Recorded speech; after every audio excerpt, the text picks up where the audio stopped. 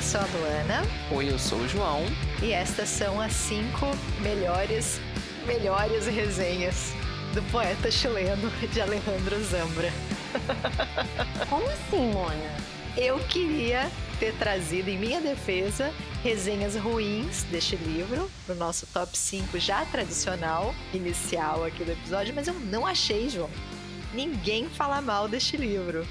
Não existe, eu olhei no Scooby, olhei na Amazon, não tem. E aí você encarou isso como um desafio pessoal, Luana. Exatamente. Mas você não é todo mundo. Você selecionou as resenhas, Lu? Selecionei, mas vamos de resenhas boas aqui então, tá? Tá. 5º lugar. Acabei de acabar esta leitura e não quero descrever o que li. O que quero dizer apenas é que termino com o coração quentinho. É que senti amor e ternura muitas vezes. Quis abraçar estes protagonistas poetas chilenos. Ah, fofo. Achei uma resenha fofa. Muito fofa. E isso me interessa muito nesse livro. As pessoas têm essa reação, né, de encantamento, de paixão mesmo, né? Eu não quis abraçar todos os personagens, não. Eu quis abraçar bem poucos, na verdade. Não sei. Vamos ver. Mentira, eu abraço 3. Eu acho que eu abraço 3 também. Não sei. É muito complexo pra mim o abraço. É muito abraço. Eu quis abraçar em algum momento, depois eu vou pedir de volta. Eu vou falar, não, me devolve meu abraço, não. Você precisa fazer muita terapia. Você precisa. 4ª resenha. É um livro sensível e delicado. O final é simplesmente lindo. Nossa, que linda! Você gostou? Eu tenho questões com o final. Eu não desgosto. E te confesso, não sei se a gente vai dar spoilers aqui do final, porque eu acho que o final talvez compense a gente não mastigar tanto. Ao contrário do narrador, falaremos disso. Mas eu achei que eu fosse desgostar mais. Eu não odeio o final, mas eu também não acho um final lindo. Eu equilibro coisas ali no final. Talvez eu queira falar sobre o final, mas aí a gente avisa, né? A gente pode avisar que a gente vai dar spoilers. Pode escutar, quando eu prometo, eu cumpro. 3º aqui. Zambra consegue encantar o leitor desde os primeiros parágrafos. O autor aborda com leveza temas como família, relacionamentos, masculinidade, sem nunca ser banal ou piegas. Nunca é uma palavra forte. O encanta nos primeiros parágrafos também é muito forte pra mim, porque a gente vai comentar o começo desse livro, foi muito difícil pra mim, gente. Tadinha, que barra. Penúltima.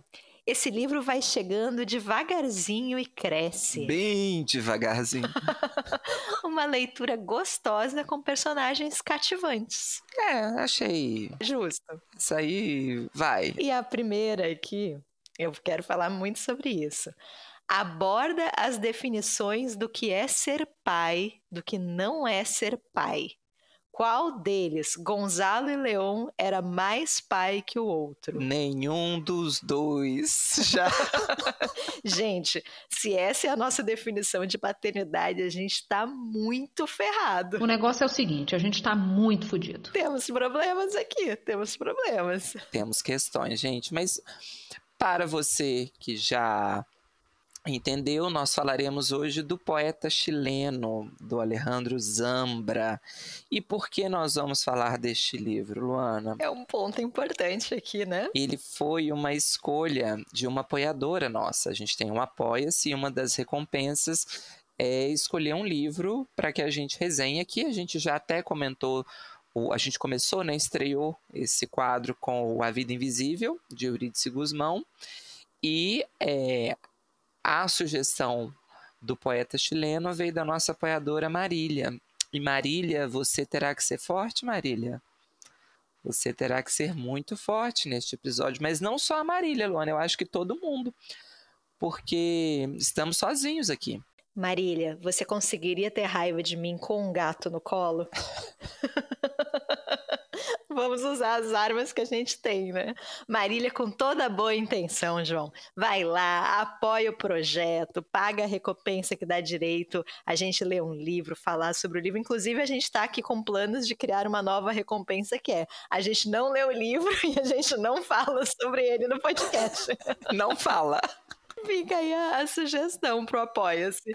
Mas não é só a Marília que vai ter que ser forte, Luana, porque este é um livro amado, idolatrado por absolutamente todas as pessoas que o leram. Eu falo pra você, você vai ser bastante criticada pelo Brasil inteiro. A Lu comentou, mas é verdade, gente, não tem resenha falando mal dele. Nem pelo menos não no Scooby, nem na Amazon, que é onde a gente procura essas resenhas para esse quadro de abertura. E a verdade, gente, eu vou falar por mim, depois eu passo a palavra para Luana, mas foi um livro que eu tive muitas questões durante a leitura. E aí, eu não... Como é que eu vou colocar? É um livro que eu saí empatado, eu saí no 0, ou melhor, eu saí no 5-5. Porque para cada elemento que eu começava a gostar na narrativa, vinha um outro elemento, uma outra questão, que eu ficava meio... E é uma leitura, quem já passou por essa experiência, quando isso acontece com a gente, que é cansativa, né? Porque aí assim, agora eu vou. Não, agora... E aí você fica... eu anotei muita coisa, assim, isso aqui eu gosto, isso aqui eu não gosto, isso aqui eu achei, isso aqui já acho legal. Então, assim, eu saio com essa sensação, eu saí empatado com o livro, sabe? Eu não adoro, mas eu também não odeio. Porém, eu vejo muitas questões que me incomodam no livro. Tô falando a verdade, gente. Para cada coisa que eu me interessava, vinha uma, às vezes na mesma página, na sequência, ou na mesma cena, que eu falava, isso aqui é legal, mas dessa forma, ou essa forma é legal, mas sobre isso daqui... Então foi uma leitura que eu não vim aqui fazer amigos hoje, gente. Eu vim aqui com opiniões impopulares. Uhum.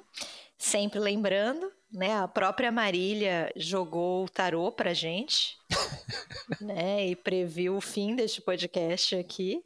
Quem sabe é agora. Agora o cancelamento vem. A gente achou que ia ser com Tudo é Rio, quem sabe é com o poeta chileno. Né? João tá até de preto aqui, eu também. É verde, é a cor da esperança. É preto, João, parece preto. É verde, ó. Em luto, aqui, pelas nossas opiniões impopulares. Vamos dar os créditos aqui e também fazer uma sinopse, depois a gente começa a discussão, aí a gente define aqui como que vai ser o episódio, tá? Mas Poeta Chileno, escrito pelo Alejandro Zambra, autor chileno. Esse livro foi publicado em 2020. Aqui no Brasil saiu pela Companhia, com tradução do Miguel Del Castillo, que também é escritor, né, um baita tradutor. E a história desse livro, gente, se inicia no início da década de 90 com uma história de amor. Veja você, João. A gente tem 2 adolescentes aqui, o Gonçalo e a Carla, que se apaixonam, vivem ali as suas primeiras experiências sexuais. E aí, em pouco tempo, esse namoro termina, né, o casal se separa, mas eles vão se reencontrar 9 anos depois em uma boate. Os 2 acabam se aproximando novamente, só que nesse momento a Carla já tem um filho de 6 anos chamado Vicente. E aí o Gonçalo vai se juntar aqui a essa família, né? Os 3, aliás, vão ir morar juntos. E aí a Lu meio que já resumiu a primeira e a segunda parte, porque é um livro dividido em 4 partes. A primeira é essa adolescência do Gonçalo com a Carla. A segunda é o momento do reencontro e da construção dessa família. Depois tem a terceira e a quarta parte, que eu acho que a gente pode comentar um pouquinho mais para frente, que aí sim eu acho que seria o que poderia ser considerado como spoiler. E a gente vê como que a gente fala, se a gente dá muitos detalhes ou não, ou se a gente avisa, aí as pessoas escutam metade. Embora, nessa altura do campeonato, a gente, claro, né, ninguém é obrigado a ter lido nada, mas é um livro que eu tenho a impressão de que eu fui o último a ler. Assim. Também, João. Porque ele foi, nossa, um hype. Ele foi tão hypado que eu já tinha, quando a Marília sugeriu, eu já tinha ele aqui, porque eu tinha comprado na época, eu queria ler na época, muita gente elogiando e comentando. E eu comprei para ler, e quando a Marília indicou, eu falei, nossa, é o momento. Que bom, vou lê-lo. E aí, o que eu posso começar a dizer, Luana? Eu não consigo me importar menos com os personagens na primeira parte, gente. O Gonçalo e a Carla são 2 adolescentes insuportáveis, na minha opinião. Assim, a primeira parte, para mim, é de longe a que eu menos gosto, é a que eu tenho mais problema. é a que eu, assim, com um coração muito frio, cortaria, editaria, sabe? Resumiria. Acho que a gente vai comentando com mais calma, mas uma das questões que me incomodam muito no livro é um livro imenso, ele tem 421 páginas e, para mim, pelo menos, ele não precisava dessa extensão toda. A primeira parte, por exemplo, eu acho ela completamente... Eu ia dizer dispensável, eu não acho ela tão dispensável, porque eu entendo que vai ter um percurso histórico ali, que questões que são trabalhadas nesse começo vão voltar. Mas ela podia ser muito menor. Isso para mim, assim, é um ponto. Tem uma... Aí, assim, gente, quando a gente vai fazer uma crítica não elogiosa, ou quando a gente vai apontar questões que a gente não gosta, tem muito um viés subjetivo, tá? E tá tudo bem, assim, o que eu não gostar, se for uma coisa que você gostou, a gente vai continuar sendo amigos por isso. Mas, assim, tem toda uma discussão sobre a descoberta sexual, que eu acho que aqui ela é feita de uma forma boba pra mim, assim, sabe? Eu achei muito estranho. Enfim, tô tentando não me antecipar aqui, mas acho que na primeira parte, meio que eu já tenho um resumo de tudo aquilo que eu não vou gostar no livro. O que eu vou gostar do livro demora mais a aparecer. Acho que por isso também que eu fiquei com uma sensação mais para baixo, sabe, na experiência de leitura, porque o que me cativou na leitura vai aparecer na segunda e na terceira parte, principalmente. Eu vou te surpreender então, João. Nessa primeira parte tem algo que eu gosto, vejam vocês, que acham que eu sou feita de puro ódio e maldade.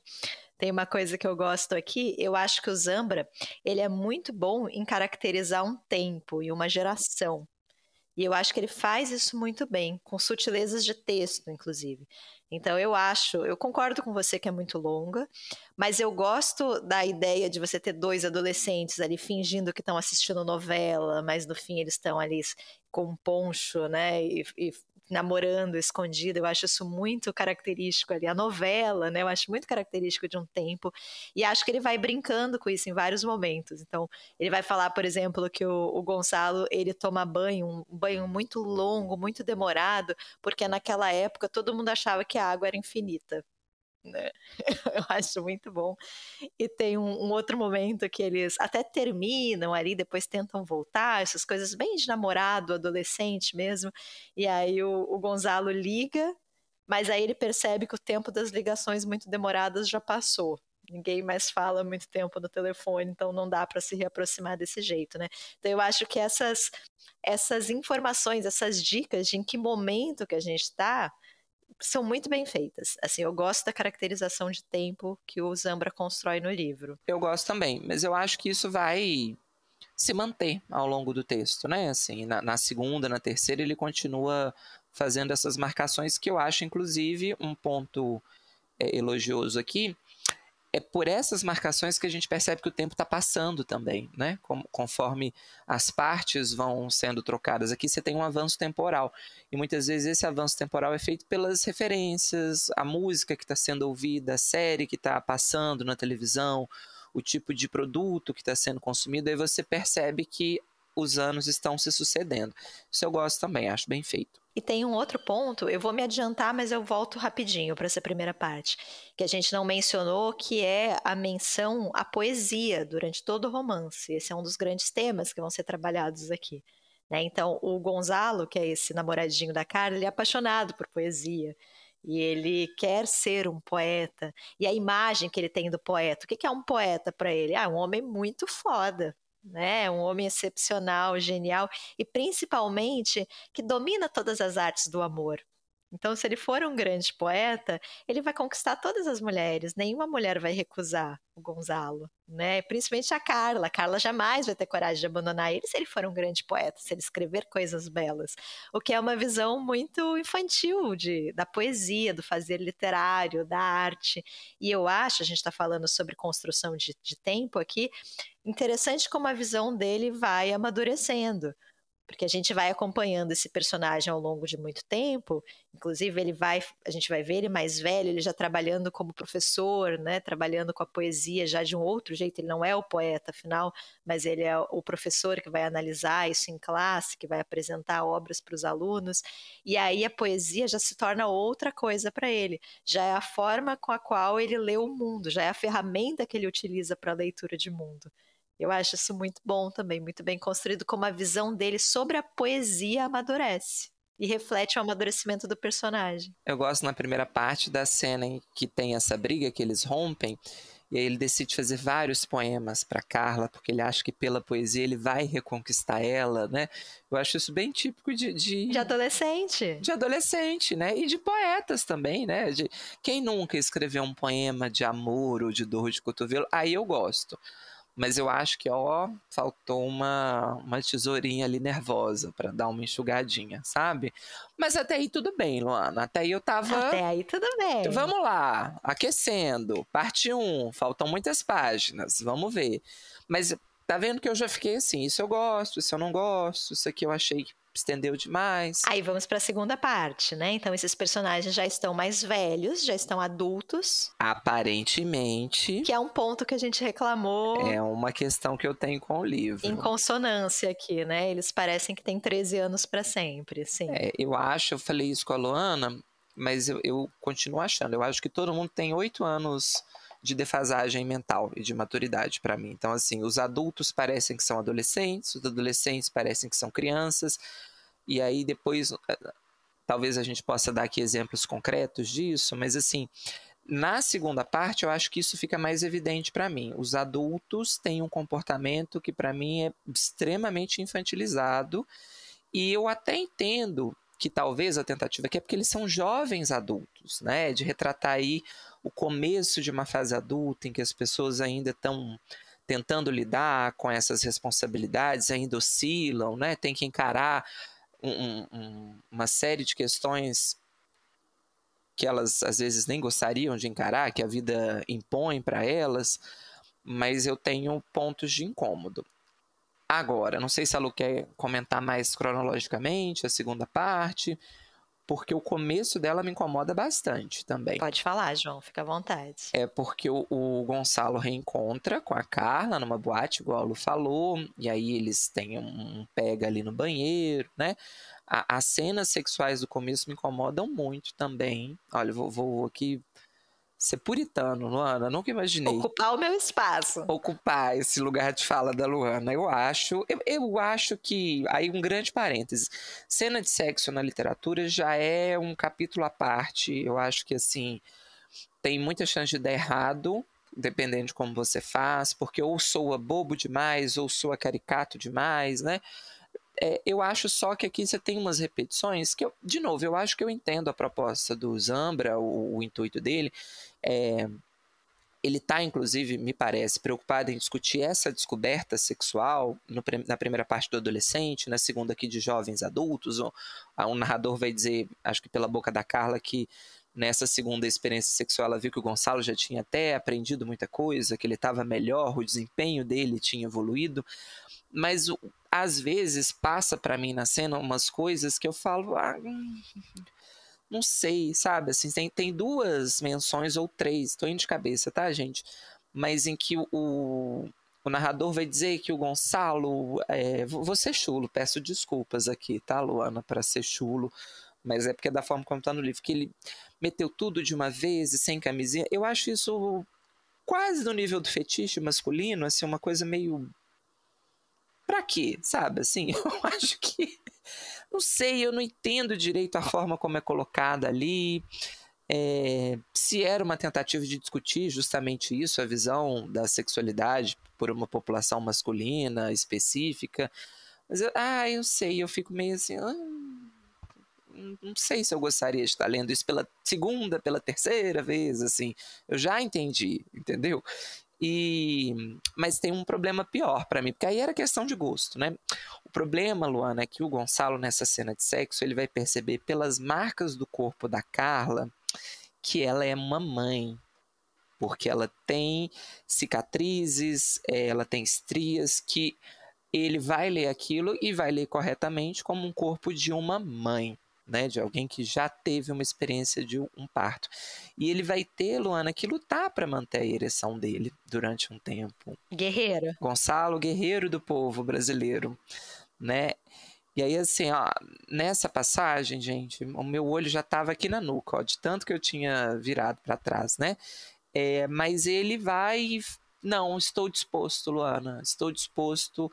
E ele vai meio que se reapaixonar pela Carla, porque foi um término ali conturbado para ele, né? Ele vê a possibilidade de reencontrar uma pessoa que ele admirava, que ele tinha muito interesse, inclusive sexual, e ele vai dizer que ele está disposto a tudo, Luana, não importa que ela seja uma mãe, ele está disposto a tudo.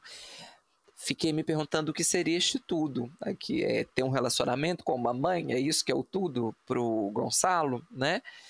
E aí eu começo a ter muito problema com o Gonçalo. Eu consigo separar, né?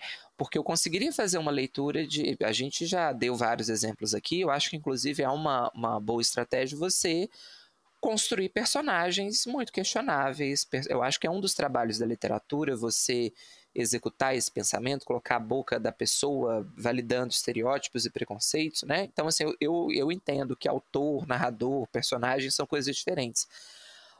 Mas eu acho que há uma passada de pano na construção narrativa para o Gonçalo, assim, em vários momentos, sabe? Depois a gente pode comentar mais. Então, acho que a gente pode comentar agora e depois a gente só retoma para exemplificar. Mas o meu grande problema com o livro se chama narrador. Eu detesto o narrador desse livro, gente, a palavra é essa. Assim, todos os meus problemas são, em maior ou menor escala, relacionados ao narrador do livro. Porque ele é um narrador que mastiga absolutamente tudo para você. E aí, tudo que me incomodou no livro é meio que desdobramento disso, igual eu falei. A extensão do livro, para mim, é responsabilidade desse narrador, que mastiga tudo, e obviamente a narrativa vai ficando maior do que ela deveria. Ele é um narrador que te pega pela mão e conduz e tenta te explicar o que você deve pensar, o que você deve sentir, qual foi a intenção do personagem, qual foi a expectativa dele. E eu acho que faltou uma dosagem aqui para mim, porque aí, por exemplo, nessa mastigação, em alguns momentos, eu sinto uma passada de pano para o Gonçalo. E eu gostaria de ter ficado com a minha leitura de que o Gonçalo é uma pessoa horrível. E aí, quando o narrador vem tentando fazer um meio de campo, falando que talvez ele não fosse tão horrível assim, eu falo, não, mas espera aí. Eu achei a atitude dele estranha. E aí eu começo a brigar com o narrador, sabe? E eu fiquei numa situação estranha com este narrador. Quero falar sobre o narrador também, João. A gente vai voltar para o Gonçalo, mas deixa eu voltar um pouquinho antes, que o meu tópico era exatamente esse seu também. Narrador, ele explica tudo para mim. Às vezes eu já tinha entendido, né? Então acho que a gente pode começar por aí. Eu até separei alguns exemplos, tá? Aqui eu vou quebrar um pouco a cronologia, mas eu nem vou localizar muito na história, porque eu acho que não tem tanta importância assim. O meu exemplo máximo, o João sabe qual é, porque eu fiquei tão revoltada que eu mandei uma foto para ele, é quando esse narrador gasta uma página para explicar para o leitor como fazer uma regra de 3. E uma regra de 3, gente, que é dividir 18 por 6. Queria só deixar isso registrado, porque ela não faz sentido. Personagem que tem 18 anos e passou 6 anos com alguém, qual é o percentual de vida que ele passou do lado deste alguém? A resposta é 1/3. É isso, gente. Não precisava. Para mim, quebra até a verossimilhança aqui nessa passagem. É uma passagem bem mais pro final do livro. Mas porque é um adulto fazendo essa conta. Um adulto que é professor acadêmico, não é de matemática, mas assim, gente, não é a conta mais difícil que a gente vai fazer na nossa vida, dividir 18 por 6. E aí, cai num problema para mim, que várias passagens aqui eu não entendo exatamente a função dela. Essa é uma, porque é uma página, ele fazendo a conta, aí vem as contas, 18 está, 18, né, como é que é? 18 sobre 6 é igual a x sobre 100, aí você fala, é igual a 100 sobre x, aí você fala... Meu Deus, né? Eu tenho uns outros exemplos aqui, ó, que eu tenho muitos, gente, eu juro pra vocês que eu vou escolher 2 aqui, mas poderiam ser muitos aqui, porque eu fui anotando, tá? Mas tem um que ele vai explicar o que faz um vendedor de livros. né? Então eu vou ler aqui. Os livros não pertencem a este funcionário. O funcionário faz o seu trabalho, recebe o dinheiro, enfia o livro numa sacola que entrega, junto com a nota e o troco ao comprador. Você jura, Zambra, que você precisa me explicar que ele recebe o dinheiro e ele dá o troco? Quem poderia imaginar que um vendedor de livros... Eu achei que na literatura não funcionasse assim, não que nas livrarias não tivesse troco. Eu acho isso inadmissível, assim, gente. E tem um outro que eles é um casal aqui que se separa, e aí o narrador brinca, né, que parece que eles fizeram um acordo, né, no momento dessa separação, antes de se separar, no meio da briga, eles sentaram e falaram, não, vamos aqui discutir, né, como que a gente vai lidar com essa separação, né? Principalmente aqui com o nosso filho. Então, abre aqui um Docs, um documento do Word, vamos colocar as regras aqui, de que forma que a gente vai falar, como que a gente... E aí o narrador vem e fala, não redigiram este acordo, é claro, um acordo como esse, mas na prática as coisas funcionavam como se o tivessem feito. Você jura, Zambra, que eles não fizeram esse acordo? Eu achei que era tão... factível, achei que tinham feito. Então, assim, o tempo inteiro ele me explica o que está acontecendo, né? Quer ver? Ó? Tem um exemplo aqui, eu acho ele até mais sutil, mas acho que ele exemplifica o meu ponto, que eu acho que quase tudo está longo demais, que dava para manter a mesma discussão, o mesmo exemplo, a mesma reflexão em menos linhas. Então ele vai dizer, estou na página 68, ele diz assim, é a Carla pensando. O surgimento de Gonçalo mexia com seus planos. Não acreditava estar apaixonada por ele, mas não seria capaz de afirmar o contrário. Entendi, né? Parou por aí. Aí ele vai. Não tinha dúvidas de que precisava da companhia dele, de que o queria ao seu lado. A companhia geralmente é você querer a pessoa do seu lado. Eu já tinha entendido. O mais perto possível. Ok, terceira afirmação. E ele não resistia de modo algum. Então, talvez, se alguém a tivesse obrigado a decidir se ela estava apaixonada por ele ou não, ela teria dito que sim, ainda que fosse apenas para justificar suas decisões, sempre levemente obscurecidas pelas dúvidas. Tá vendo? Eu acho que o parágrafo fica voltando no mesmo ponto todas as vezes. E aí ele vai encerrar. O que soa um pouco mal, mas tudo bem, porque tudo é assim, em tudo há uma sombra. E eu acho que uma questão que tem me incomodado muito às vezes, a gente vai falar disso depois também, eu acho. Eu acho que tem algumas, para mim, tá? Incoerências narrativas ou inverossimilhanças aqui, e a justificativa é, mas tudo bem, porque as pessoas são assim, as pessoas oscilam, as pessoas são contraditórias, né?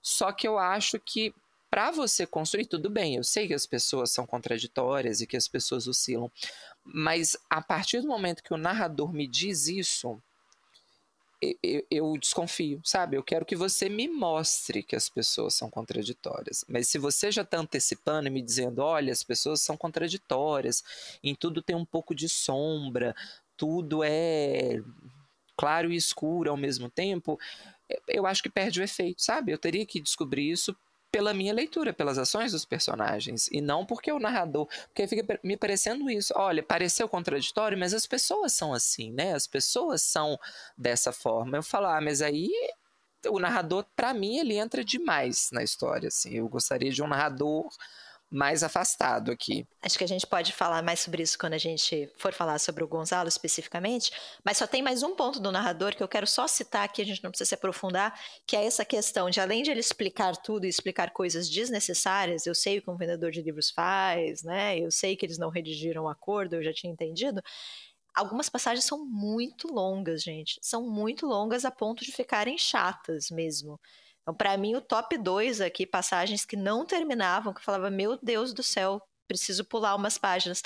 É todo o episódio da gata oscuridade. Não, cara, é muito grande, gente. Essa gata que fica doente, eles não querem gastar com o tratamento da gata, e aí eles mentem pro menino, e aí o menino descobre, e aí eu não aguentava mais. E também a passagem sobre a busca de um determinado personagem por um banheiro, que é longa, e aí tem uma história de banheiro dentro da história de banheiro, e eu, assim, eu não me importo. não me importa, assim, realmente não me importa, sabe? É muito grande, gente. É muito longa. Eu queria comentar o episódio da gata, só porque eu acho que ele reforça aquele exemplo que eu dei no começo, que me incomoda. Concordo que ele é muito maior do que precisa. E ali, eu acho que você tem uma comprovação da minha impressão de que os adultos não se comportam como adultos, gente. Porque o que acontece é o seguinte, a gata deles começa a ter uma doença, ela vai perdendo os dentes, eles vão no veterinário, o veterinário só tem um veterinário que é dentista, né, de felinos, ali é uma coisa bem específica, e ele coloca um preço exorbitante. E aí o Gonçalo e a Carla, que já estão casados nessa passagem, eles não vão pagar aquilo. E eu acho a discussão muito boa, porque eu acho que, inclusive, é uma diferença geracional. Eu acho que todos nós conseguimos perceber isso. Os nossos pais, estou generalizando, tá, gente? Mas a geração dos nossos pais, ela lida com os pets de uma forma completamente diferente da nossa. Assim, elas lidam como é um animal. Eu vou tratar bem, não é que eu vou maltratar esse bicho, não é que eu vou fazer qualquer crueldade com ele, mas eu não vou fazer um investimento extraordinário na vida desse cachorro, desse gato. Começou a dar muito problema, né? A gente sabe, eu tenho exemplos na família de tio, abandona o cachorro, o que é algo absurdo pra gente, mas eu acho que foi uma construção social, a gente evoluiu na nossa relação com o trato com os animais. E eu acho que aqui ele talvez quisesse mostrar isso, que o Gonçalo e a Carla, embora eles gostem dos animais, eles ainda lidam de uma outra forma, é um dinheiro muito alto para eles até têm, mas assim, isso está fora de cogitação, a gente não vai gastar esse dinheiro todo para fazer a operação de uma gata, né? Se a gente tem outras prioridades. Só que eles mentem pro filho, pro Vicente. E aí eu acho imperdoável, porque de duas uma, o que eu espero?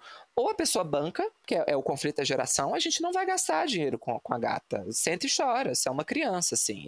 Você tem que entender como é que a vida é cruel. Ou entenderia também o outro lado de, vamos evitar o desgaste, vamos mentir para ele. Mas qual adulto não sabe mentir para uma criança, gente? Isso aqui me pega muito, assim. Eles falam, não, marcamos a operação pro dia tal. Assim, não consigo entender por que eles têm essa atitude, porque aí o Vicente fica ali cobrando, fica marcando no calendário até chegar a data, né? E aí chega faltando pouco tempo que eles têm que falar pro menino que era mentira, que eles não iam fazer a operação. Então, assim, eles criaram um problema para eles mesmos. E aí eu reforço de novo meu problema com o narrador que mastiga tudo e com as cenas longas, porque eu compraria essa ideia se ela fosse um parágrafo. Até acho que eu comentei isso com a Luana. Se o narrador me falasse assim, não medindo as consequências daquele ato, ou porque estavam distraídos, ou porque estavam, ao trovão, discordando de mim, raivosos com aquela situação, acabaram dando uma desculpa qualquer e não desmentiram que a operação ia ser feita, pronto. Agora, como eu tenho esse narrador que me conta tudo, dos mínimos detalhes, que reproduz os diálogos, que vai contar como os pais disseram, como o filho reagiu, o que os pais fizeram depois, fica mais fácil pegar para mim as incoerências, entende? Se ele não tivesse mastigado tanto, eu compraria a ideia. A partir do momento que ele vai escrutinar ali tudo o que foi dito, quem falou primeiro, como foi respondido, eu falo, mas isso aqui não faz o menor sentido. Não, mas essa resposta aqui como que um adulto de 30 anos fala isso aqui para uma criança e acha que a criança não vai cobrar eles depois, sendo que é a gata do menino?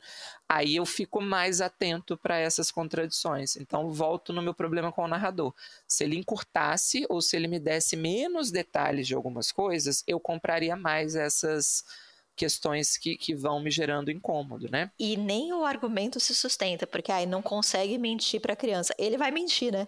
Daqui a pouquinho, nas próximas páginas, ele vai criar uma mentira muito pior do que essa. Então ele sabia mentir, sim. É injustificável mesmo, né? Tem uma outra passagem, Lu, eu estava tentando localizar aqui enquanto você falou, mas ainda nesse tópico, o narrador que mastiga demais, que é a primeira grande briga que o Gonçalo vai ter com a Carla, e ele encerra com uma fala bem violenta, bem raivosa, e aí, gente, vem umas 3 páginas depois do narrador te explicando a fala dele. E é uma fala que não precisa de explicação, a gente já tinha entendido, né? Ele vai entrar aqui, acho que a gente nem precisa ler, acho que é fácil de localizar depois. Eu tenho ela aqui, se você quiser. Achei, na página 89, não é isso? Na verdade, eu leio o Kindle, né? Então, pra mim, página é sempre um problema. Você acha que eu leio a fala? Pode ler, mas deixa só... Porque eu acho que essa frase, essa fala, ela é boa para 2 coisas.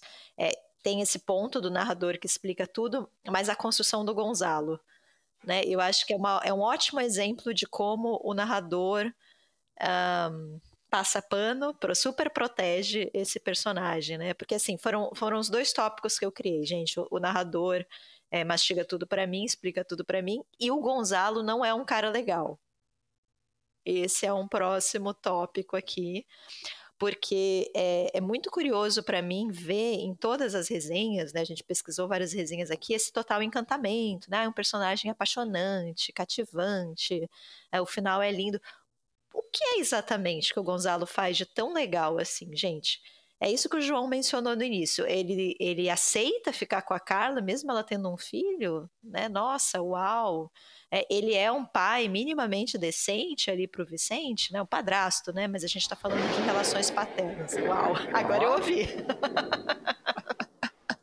Se eu cair aqui, vocês já sabem que foi o poeta chileno que me derrubou. Deu um relâmpago. Ninguém fala mal de Zambra impunemente neste país, João. Porque assim, tá, ele é um pai razoável, ele é um pai legal, entendi. Mas assim, ele é questionável desde o início, gente. Assim como ele é um bom pai, de vez em quando ele também não é tão bom assim, né? A gente tem vários exemplos aqui. Tem a história dos sininhos, que me pega muito. Ele queria pendurar sinos na criança, quando o Vicente ainda era criança, bem pequenininho, para ele poder saber, né, ouvir quando o Vicente está se aproximando. Né? E a pior parte aqui para mim, que é quando ele vai na casa do pai biológico do Vicente, do Leão, do Leão, do Leão, quando ele vai na casa do pai biológico para discutir o compartilhamento da guarda, ali as visitas do menino ao Leão, sem o conhecimento da Carla. Ele vai sem ela saber, sem a anuência dela. E o motivo é horroroso, gente. É isso que eu acho imperdoável. Ele não vai porque ele tá preocupado com a criança, seria bom a criança conviver com o pai biológico. Só para contextualizar, a Carla cuida do filho, né, o Vicente. Ele tem um pai, que é o Leon, só que é um pai muito ausente. E aí o narrador vai dizer que a Carla chegou num combinado, porque a Carla execra o Leon, detesta o Leon, então assim, ela não quer nem ter um contato visual, ela deixa o filho na casa dos avós e 1 hora depois o pai pega, de vez em quando ali, não tem exatamente uma marca, mas assim, para o pai ter minimamente um contato com o filho, né? Mas era algo muito esporádico. E aí o Gonçalo começa a achar que talvez aquilo devesse ser semanal, ter uma guarda ali compartilhada, o menino passar os fins de semana com o pai. Aí você fala, ótimo, que padrasto bom, porque ele tá vendo que a Carla tá sobrecarregada com o cuidado desse menino, ele tá ali tendo um papel, até um embate ali, vamos retroceder na história de homem para homem, de exigir que o outro cuide do filho. Como assim você colocou um filho no mundo e não vai cuidar? Não, Luana. Ele quer tempo para transar com a Carla. Porque o menino é pequeno e ele não tem tempo de ficar sozinho com a mulher. Essa é a justificativa, gente. Esse é o personagem pelo qual vocês estão apaixonados. E o pior pra mim, essa cena pra mim é uma das piores do livro, assim. É que claro que o narrador vai te contar essa cena, o diálogo entre o Leon e o Gonçalo, e é uma cena até relativamente curta para os padrões do livro, mas ela é toda construída em cima da cumplicidade masculina. Né? O narrador vai dizer que o Leon percebe a intenção do Gonçalo, que ele sabe que o Gonçalo quer um tempo para aproveitar essa vida adulta jovem e poder transar mais, e ele vai concordar por isso, Luana. Então, tudo bem, eu vou te dar uma aliviada. E aí os vocativos, não vou lembrar agora, mas é tipo camarada, não sei o quê, bababá, é tipo aquele climão de... broderagem. Ah, chefe, não sei o quê. Gente, eu queria uma bomba caindo na cabeça dos dois nesse momento. E aí ele, assim, primeiro que já é inverossímil, o pai ausente concordar em ficar mais tempo com o filho para ajudar o outro a transar. O atual namorado da ex a transar mais. Por que um pai ausente faria isso? Ele não cuida do filho. Ele vai ajudar o atual da ex, assim, ou a própria ex aqui, porque querendo ou não, ela vai ser beneficiada de certa forma também com isso. Eu acho a cena, terrível, terrível, terrível, terrível. Mas aí cai nesse ponto que eu acho que desde o começo isso está explícito, e a quarta parte vai mencionar isso literalmente, né, de que o Gonçalo, ele é Gonzalo, na verdade, que o Gonzalo, ele é egoísta. Ele é extremamente egoísta. E todas as cenas, para mim, que o Gonzalo aparece, ele só pensa nele. É ele o tempo todo. É ele em primeiro lugar. É o que ele ganha naquele relacionamento. É o que ele ganha ou não, cuidando do filho. Aí, para fazer o papel de advogado do diabo agora, e prometo que eu vou ler a passagem, porque aí emenda tudo, amarra tudo, inclusive no Leon. Mas, por outro lado, a segunda parte me ganha mais, eu começo a gostar mais do livro, porque eu acho realmente muito bonito a forma como ele constrói a aproximação desse padrasto com o filho da Carla, com o Vicente. Para mim, esse é um dos pontos altos da narrativa, é muito bonito. O Vicente, criança, é uma personagem muito cativante, ele é assim, incrível, eu adoro o Vicente, pequenininho, a relação dele lidando com esse, querendo ou não, com esse novo pai que está chegando, como ele vai trabalhar com isso, as aproximações que são feitas, geralmente ali por jogos, e essa posição. Nunca tive nesse papel, né? Mas imagino que seja uma posição de ir tateando o tempo todo, de ver o que funciona ou não, como que você, principalmente a partir do momento que ele muda para casa, né? O espaço que ele vai ocupar ou não, como que ele se aproxima dessa criança sem querer ocupar o lugar do pai, mas ao mesmo tempo tem um afeto ali genuíno dele por essa criança. Acho essa parte muito bem feita, muito bem construída. E aí a gente chega na cena que o João mencionou, né? Que eu acho que é um bom exemplo aqui. Gonzalo e Carla brigam, se eu não me engano, é a treta do carro, né? Que a Carla tem razão. A Carla faz esse pedido absurdo pro Gonzalo, totalmente absurdo. Vejam como a Carla é egoísta. Ela pede pro Vicente não ir sentar no banco da frente. Ele é uma criança. Porque ele é muito pequeno e não é seguro. Tem estudos que mostram que ali não é um lugar seguro para uma criança. O cinto não fica no lugar correto. Ela pede para ele ir no banco de trás. Mas o Gonzalo não vai respeitar isso porque ele é tão descolado, ele é um pai tão legal, né? Ele vai deixar o menino sentar onde ele quer. E aí os dois brigam. E os dois falam bobagens. A Carla também fala bobagem. É uma briga. A Carla fala bobagem também. É uma briga. As pessoas se descontrolam nas brigas. O meu problema nem é com a fala dele, pra te falar a verdade. Eu vou comentar. É com o narrador. É com o narrador. Mas, antes também, só queria construir um contexto aqui, como que essa cena me soou. Eu já tenho problema com ela, porque o incômodo do Gonçalo, tô chamando de Gonçalo, desculpa, do Gonzalo. Pra quem tá ótimo. Do Gonza, pros íntimos, como ele é dito no livro. O problema do Gonzalo é que ele vai ler isso como uma forma. Ele custou a ter esse momento de acolhida com o menino, eles estão conseguindo construir, ela vai se preocupar com uma coisa tão banal quanto a segurança da vida da criança, para incomodar essa relação tão bonita que ele está construindo com o menino, né? E acho que cai naquele reforço daquela imagem de a mãe é chata, né? O pai é sempre mais legal. O pai, ele é descolado, ele é irresponsável, mas faz parte da criação de todo mundo ter um pouquinho de responsabilidade. E aí vem a mãe falar de cinto de segurança, de não sei o quê. Mas aí a briga vai ser, né? A Carla vai dizer para ele que, bem dura, inclusive, é nessas horas que dá para ver que você não é o pai do menino. Errada. Então já entra com o pé na porta. Aí ele vai responder: sou um pai muito melhor que aquele filho da puta, chato, feio, gente, numa briga. Você fala que o outro é feio, medíocre e pusilânime, saco de bosta que te comeu. Ele está falando do Leon, acho que todo mundo entendeu, né? Ele está querendo dizer assim, eu sou um pai muito melhor do que o pai biológico do filho. Não precisa explicar para ninguém essa fala. Tá ótimo. E assim, o que o João falou, a gente não tem problema com as falas. Os dois são terríveis, é uma briga totalmente justificável. Mas aí vem o narrador. Aí ele começa. A frase era pouco gramatical, mas quase todas as suas afirmações eram relativamente justas. Olha o julgamento de valor. O narrador comprando o lado do Gonçalo. E ele não compra o da Carla, né? Curiosamente. Nunca. Olha Nunca. só. Mas suas afirmações eram relativamente justas. A do Gonzalo. A da Carla... A chatice de Leon estava fora de discussão. E o pior é que ele acreditava que era uma pessoa divertida, se não fascinante. Aí continua.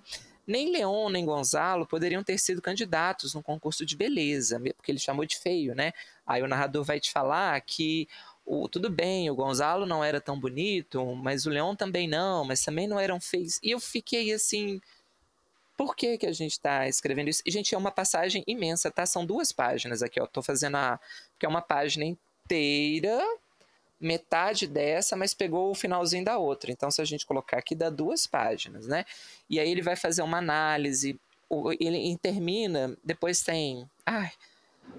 a expressão... Agora o céu tá caindo aqui. A expressão saco de bosta não é tão natural e por isso confere à frase mais força. Esse insulto ocorreu ao Gonzalo porque, além de ofensivo, queria ser original. Aí ele elenca várias outras possibilidades de palavrões. Para terminar, o mais grave, certamente, o toque final, era o que te comeu, que trazia à tona o ciúme e insinuava que Carla era uma espécie de puta. De todo modo, a acusação... De todo modo, olha o pano. Né? De todo modo, a acusação possuía um traço infantil, ok, primeira crítica aqui, como se Gonzalo tivesse acabado de descobrir como se fazem filhos. E aí cai num outro problema. O problema não é esse. O problema, para mim, não é a infantilidade da frase, é o machismo, né? Que aí ele joga na cara dela o ato sexual. E como ele fala sobre o ato infantil exatamente nesse trecho, no que te comeu, parece que o que te comeu é infantil. E isso não chama infantilidade, isso chama machismo, gente. Pra mim, o narrador explica e ele ainda explica errado. Não é isso. O personagem não é infantil, ele é machista pra caralho. E acho que assim, nessa briga, em vários momentos, isso vai ser trabalhado depois. Mas nessa relação, eu acho que a expressão que deveria ser usada, que eu acho que qualquer pessoa pensaria, é: você é uma ingrata, você não dá o valor que eu tenho.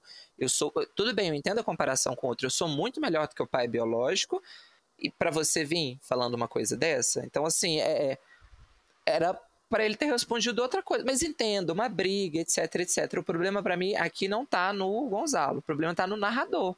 Por que este narrador vai me mastigar essa briga, gente? Eu tinha entendido. Porque essa é uma questão, né? A gente está falando sobre o narrador explicar tudo, o Gonzalo não ser tão legal.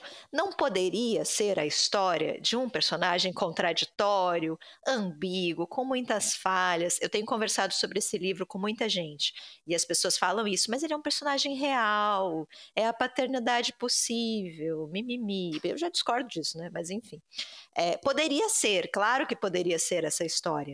A gente poderia acabar o livro e pensar: nossa, difícil, né? Como as nossas relações paternais são construídas de forma problemática, como a nossa sociedade lida mal com a paternidade, como esse personagem tinha suas contradições, mas isso não vai acontecer porque o narrador não permite.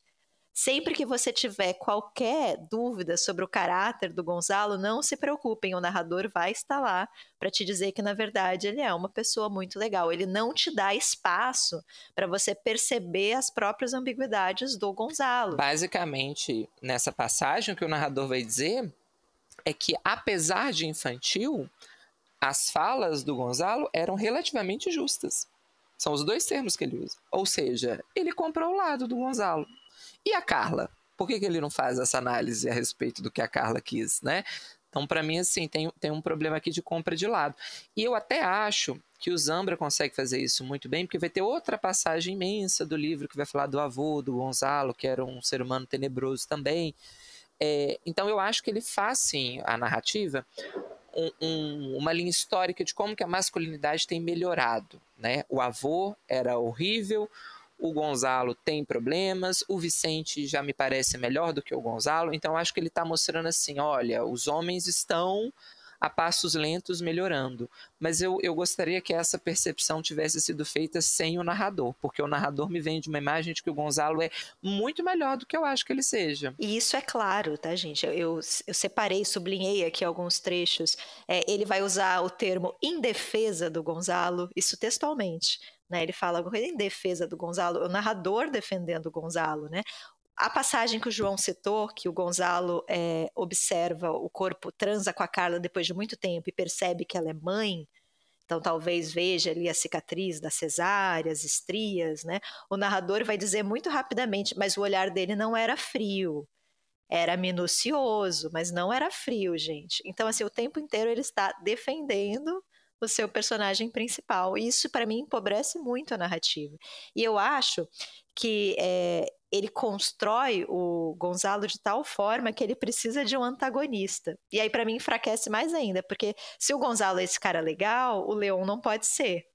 né? E ele vai marcar isso. O Leon, o narrador fala isso. O Leon é um filho da puta, o Leon é um péssimo pai, o narrador nos conta isso. Enquanto o Gonzalo não. O Gonzalo, ele encarou a paternidade como um desafio, ele sempre esteve à altura. Pensei numa coisa, talvez soe como spoiler aqui, mas acho que cabe. Curiosamente, a narrativa vai ter vai dar um tiro no pé, porque ela vende essa ideia de que o Gonzalo é um pai muito melhor e que o Leon é horrível, e eu não vou passar pano pro Leon, eu acho ele bastante problemático, mas o Leon fica, né?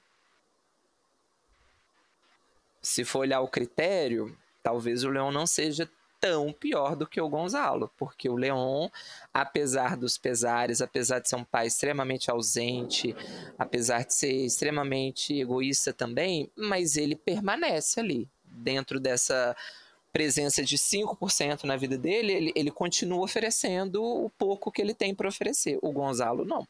E aí, gente, bora pro spoiler, gente. Mas eu vou só fazer um último comentário antes, pode? Porque tem a ver... Porque na sequência dessa passagem, foi muito difícil para mim essa passagem, gente. Vem todo um monólogo do Gonzalo em que ele vai avaliar a paternidade. E aí eu acho que retoma até a resenha. E eu até gosto do começo. Eu acho que no começo ele faz uma discussão interessante, né? Que ele começa a parte dizendo assim: eles acham que são generosos, porque contribuem com 700 pilas por mês, mas nunca fizeram uma tarefa de casa com os filhos, que ainda assim os amam e os incluem em todos os desenhos, mesmo que não cheguem, porque às vezes eles não chegam. Os pais biológicos... Raios e trovões. Raios e trovões. Os pais separados, os pais da porta para fora, são todos a mesma merda. Às vezes não chegam e ficam tudo bem. E fica tudo bem. Essa garantia foi dada a eles. Podem desaparecer, que continuarão sendo esperados, perdoados, bem-vindos. E qualquer demora, qualquer reclamação, qualquer coisa pode ser consertado com um saco de pipoca ou com um enigmático urso de pelúcia. Gosto muito, acho que ele entra numa discussão muito legal do pai ausente que conta com esse conforto e esse perdão absoluto, porque afinal de contas é uma criança, então, né, a criança quer ter o pai presente, talvez para ela não seja tão claro que o pai, por que o pai só aparece ali uma vez a cada 1 mês, uma vez a cada 6 meses, e o menino está sempre disposto ali a perdoar, a acolher, acha que agora que ele vai ter um pai presente. Ótimo, porém, é uma reflexão que o Gonzalo vai pôr a perder, para mim, na página seguinte, daqui a 3 páginas, porque ele começa a fazer uma autoanálise se comparando ao Leon, e ele vai chegar à conclusão, Luana, de que ele queria ter a vida do Leon. O Leon é que dá certo no fim, né? E aí eu acho que o Gonzalo é um ser humano detestável, porque o que eu espero de um adulto funcional nesse relacionamento? E como é um amor genuíno que ele tem pelo filho da Carla, que ele tem a raiva do Leon porque o Leon abandonou o filho, porque o Leon abandonou a família. Mesmo que o relacionamento amoroso não funcione, ele poderia ser um pai presente para esse menino. Então eu entendo assim, esse homem é um idiota, é um salafrário, porque ele não cuida do filho dele. Mas não, ele joga pro lado dele, ele ignora o Vicente. Ele começa a pensar assim, o Leon é que fez o filho e tal, começa a fazer uma análise que o Leon provavelmente sai, pega outras mulheres, e aí cuida ali minimamente do Vicente, mas tem uma vida de um eterno solteirão, e que isso é que é o que ele deveria estar fazendo. Ele não chega a mastigar dessa forma, mas você percebe que assim, ele inveja a vida do Leon, e ele se coloca como o errado. Ele vai encerrar assim, quer ver?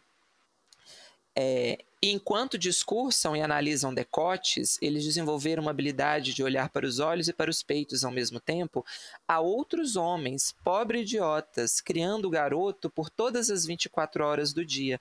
Homem que cometeram a estupidez de se apaixonar pelas mulheres que eles alegremente descartaram. Homens que arrumam a casa e até cozinham e lavam os pratos com entusiasmo autodepreciativo. Homens ridículos que evitam açúcar, sal e gorduras saturadas. Homens mansos, como os cavalos de um carrossel, preocupados em não desperdiçar água, ridiculamente angustiados com o futuro do planeta e resignados de antemão com as múltiplas críticas de suas mulheres exageradas, mal agradecidas e cruéis. Qual que é o problema para mim da passagem? É o Gonçalo se comparar ao Leon. Ele não perceber, eu entendo que isso está sendo feito depois da briga, justamente porque a Carla levantou a bola e tal, e ele está nesse processo. Mas eu acho que a reflexão de um adulto não deveria ser eu estou fazendo o papel de idiota porque eu estou cuidando do filho de outro. Deveria ser ela é ingrata a mim, sendo que eu estou cuidando desse filho porque eu gosto desse menino, porque isso não é um esforço para mim, eu estou fazendo de forma genuína, eu tenho afeto por esse menino. A partir do momento que ele se coloca como, eu sou idiota, eu sou trouxa, eu sou ridículo, e isso é uma fala, gente, que o Gonzalo vai repercutir várias vezes. Eu estou cuidando do filho de outra pessoa, eu estou cuidando desse menino que não é meu filho. Eu acho a paternidade muito mal resolvida para o Gonçalo. Ele não consegue esquecer que ele não é o pai biológico do Vicente. Isso é dito, redito, retrabalhado na parte 2, na parte 3, na parte 4. Isso volta em vários momentos da narrativa. O Gonzalo, ele não aceita que ele não é pai daquele menino. Tem um momento, vou dar um outro spoiler, em que a Carla engravida de um filho do Gonzalo e ele vai dizer algo do tipo, eu vou ter um filho meu. Então, assim, ele marca a questão biológica para ele, é um fato. Ele não consegue assumir essa paternidade do Vicente. Ele sempre se coloca nesse lugar de eu estou cuidando da vida de um menino que não é meu filho. Eu estou fazendo o papel de um outro pai. E ele se sente inferior a isso. Ele acha que ele está fazendo muito porque ele está cuidando de uma criança que não é filha dele. E eu acho isso sinônimo de escrotidão, gente. Me desculpem. Assim, aí você vai falar, mas você não pode exigir do padrasto. Eu não sei, né? Para mim também é muito cômodo. Eu estou falando de um lugar aqui, sou homem, não tenho filho, nunca vou ser mãe solteira, etc, etc. Mas eu acho que, assim, numa relação de adulto, eu espero, se eu fosse, estou fazendo um exercício aqui de imaginação, né? Se eu tivesse um filho, eu queria alguém que relacionasse com o meu filho de uma forma mais genuína e não que ficasse se depreciando o tempo todo porque ele não é o pai verdadeiro. Porque eu acho até meio anacrônico, assim, eu acho que é uma discussão que famílias adotivas acho que já superaram, sabe, nessa altura do campeonato, assim, esse apelo à biologia aqui, eu acho até meio anacrônico, vindo do Gonzalo, que é um personagem da década de 90, eu não sei se isso tem tanto peso. Eu entendo também que está dentro de uma discussão aqui de masculinidade, etc., mas aí o meu ponto inteiro não tenho problema com essa construção, compraria este personagem, se o narrador não o defendesse, se o narrador não quisesse me mostrar que o Gonzalo é um homem infinitamente superior aos outros da sua geração, porque ele não é. O pensamento dele é comum a várias pessoas da geração anterior. É incomum com a geração dele, essa preocupação biológica para mim. Então, o meu ponto inteiro não é a construção do Gonzalo. Compraria tudo. Continuaria achando um personagem escroto, mas gosto de livros com personagens escrotos. O problema é o narrador vir passar pano e defender e querer que eu ache o Gonzalo isso tudo, e ele não é. Que o Leon é terrível e o Gonzalo é ótimo. Vira uma briga de ego masculino aqui. Quem é o pai verdadeiro, quem não é o pai verdadeiro, quem vai ajudar mais ou menos, por que eu estou cuidando do filho do outro. Ele tem muita dificuldade para se colocar no lugar de pai do Vicente. E eu entendo que ele não tem essa obrigação, mesmo que ele sinta isso, que ele cuide do menino, eu entendo que ele possa pensar assim, mas eu sei que eu não sou pai, que existe essa figura, que eu não posso ocupar o lugar que não é meu. Mas acho que ele pode ocupar um lugar simbólico de pai, sim, e ele se recusa a ocupar esse lugar o tempo todo. Ele se coloca como, eu sou um substituto, eu estou aqui tampando o buraco, você não é meu filho. Ela tá grávida, nossa, vai vir um filho legítimo meu, graças a Deus. O que é isso? Idade média? Tá preocupado com transição de brasão, de heráldica? Sangue. Assim, acho estranho. Mas volto a dizer, o meu ponto é o narrador, não é o Gonzalo aqui. E eu queria que isso ficasse muito claro, tá, gente? Porque, assim, pode ser este personagem escroto, que tem problemas com a masculinidade, que tem problemas com a paternidade, assumir essa posição de padrasto, essa questão do padrasto é muito discutida dentro do livro. Ok, tudo certo. O problema é que a gente tem esse narrador nos direcionando o tempo inteiro. Nos fazendo gostar, ou pelo menos se esforçando muito para que a gente goste do Gonzalo. E eu acho que isso ajuda a explicar o encantamento que a gente tem.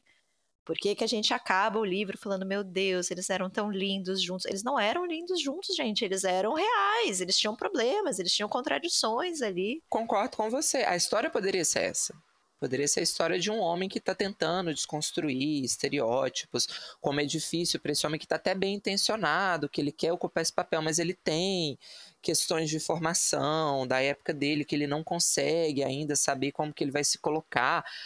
O problema é eu ponho todo 100% no colo do narrador aqui, pra mim. E eu vou, inclusive, me permitir vou puxar um pouquinho o quarto capítulo, sem dizer o que é o quarto capítulo, para não dar um grande spoiler nesse momento, mas tem momentos que esse narrador, ele quebra a quarta parede da literatura, né? Então ele vai se direcionar, ele vai falar diretamente com o leitor, e aí ele vai falar o quanto que ele torce por esses dois, o quanto que ele quer que eles fiquem juntos, que se dependesse dele, do escritor, ele escreveria mais 1000 páginas aqui só para garantir que esses dois jamais se separassem.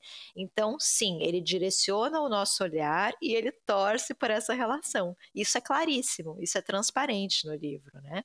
E essa é a nossa crítica. Eu queria só, para dar um último exemplo, mas é uma questão muito pessoal que me incomodou muito, dos personagens, mas aí de novo vem essa figura do narrador colocando, mas é um trecho que, para mim, vou pedir licença aqui do Luana para me colocar pessoalmente, que é um momento que uma discussão escolar vai aparecer aqui. E eu acho uma sucessão de erros, assim, a passagem. Porque é por conta do negócio da gata, vou dar uma resumida no contexto. Aí o Vicente vai virar um rebelde na escola, vai começar a ter muito problema. Aí a Carla e o Gonzalo vão ser chamados, porque o filho está com chance de ser reprovado. Vem uma ficha, a ficha está impressa para a gente, com a avaliação dos professores sobre o comportamento do Gonzalo. Longa ficha, detalhada ficha. Longa, e até aí tudo bem, estaria disposto a comprar, mas o narrador não me deixa. O narrador vai fazer um julgamento de valor da escola, gente. Eu acho isso assim. Fiquei tentando entender. O narrador vai te contar a história do professor que fez essa ficha para construir a imagem de uma pessoa bem caricata, bem amarga com a vida, dizendo que talvez este professor ele nem tivesse competência assim para avaliar o comportamento do Vicente, né? Que tem contradições internas na ficha. E aí o narrador vai dizer que instrumento mais inútil em todo caso. Como é possível que esses relatórios de personalidade, feitos de qualquer jeito, impregnados de redundância e generalidades, verdadeiras aberrações metodológicas, tenham sido utilizados e continuem sendo para estigmatizar sabe-se lá quantas gerações de crianças chilenas? E quão qualificado era, além do mais, o professor encarregado de decidir esses advérbios tão equivocados? E aí é uma questão que me toca muito, porque eu acho que o Gonzalo e a Carla vão ter um papel aqui de família que mima o filho. Eles vão passar um pano pro Vicente, porque eles estão com a culpa, eles sabem que é por conta da gata que eles fizeram, vão dar uma protegida, vão dar uma questionada. Tudo bem, gente, compraria tudo, mas o narrador entrar e fazer essa avaliação da escola, eu levei pro pessoal, eu não consigo não levar, porque aí é meu dia a dia, sabe? Assim, eu acho que cai naquele ponto até de desconhecer o funcionamento de uma escola, sabe? A escola ela tem que chamar o pai e tem que dar esse respaldo por vários motivos de ordem prática, entre eles o que a própria narrativa vai fazer, porque o Vicente vai ser reprovado no ano. Então a escola está chamando os dois, na verdade, para falar assim, olha, existe uma chance imensa do seu filho ser reprovado, e ele está sendo reprovado como consequência dos comportamentos dele. E aí, não, o narrador vai falar que não, que que mundo injusto. Por que vai avaliar a criança dessa forma, sendo que o narrador vai te dizer o que o Vicente fazia e que são atitudes questionáveis, gente. E eu acho que, assim, é papel da escola educar. Você está deixando o seu filho na escola para ela educar, para chamar você e falar, olha, o seu filho está tendo problemas de tá brigando com o colega, não está fazendo dever, coisas básicas, a gente não está fazendo dever de casa. Isso não é uma operação metodológica equivocada, sabe? Isso é um respaldo que a escola tem de te avisar assim, o seu filho está com um comportamento estranho, está acontecendo alguma coisa na casa de vocês. E outras questões também que o narrador ignora aqui, que eu não entendo porque que ele ignora, do tipo, o seu filho não tem direito de bater no colega, seu filho não tem direito de incomodar os colegas dele, seu filho não tem direito de fazer ações que estão incomodando a vida dos outros. E é papel da escola chamar os pais e avisar isso. Não é ai, que escola chata, não pode fazer nada. Eu não entendi essa reflexão aqui, sabe, do narrador. Me incomoda profundamente. Fica parecendo que cai nesse lugar de vamos falar mal da escola, que é um lugar muito superado, um lugar muito tradicional, etc. Sendo que aqui tem um efeito até prático. A escola está chamando o Gonzalo e a Carla para falar, o seu filho vai tomar bomba. Vocês estão sabendo disso? Para depois vocês não virem aqui falar que a gente não educou, para vocês não quererem processar a escola, falar que a escola não auxiliou. A gente está mostrando que ele está colhendo o que ele plantou. A partir do momento que ele não estuda, que ele não faz nada, que ele só briga, só enche o saco dos outros, ele, obviamente, não vai bem. Ele não vai adquirir o conhecimento que ele precisa nessa série. Isso vai ter uma consequência. Vocês estão cientes disso?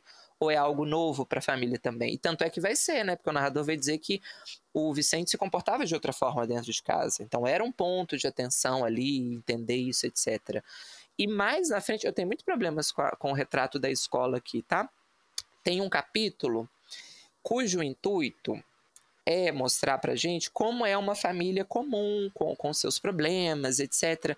É um capítulo que começa aqui na página 145, tá? Tô dando as páginas, porque aí quem tem o livro consegue acompanhar.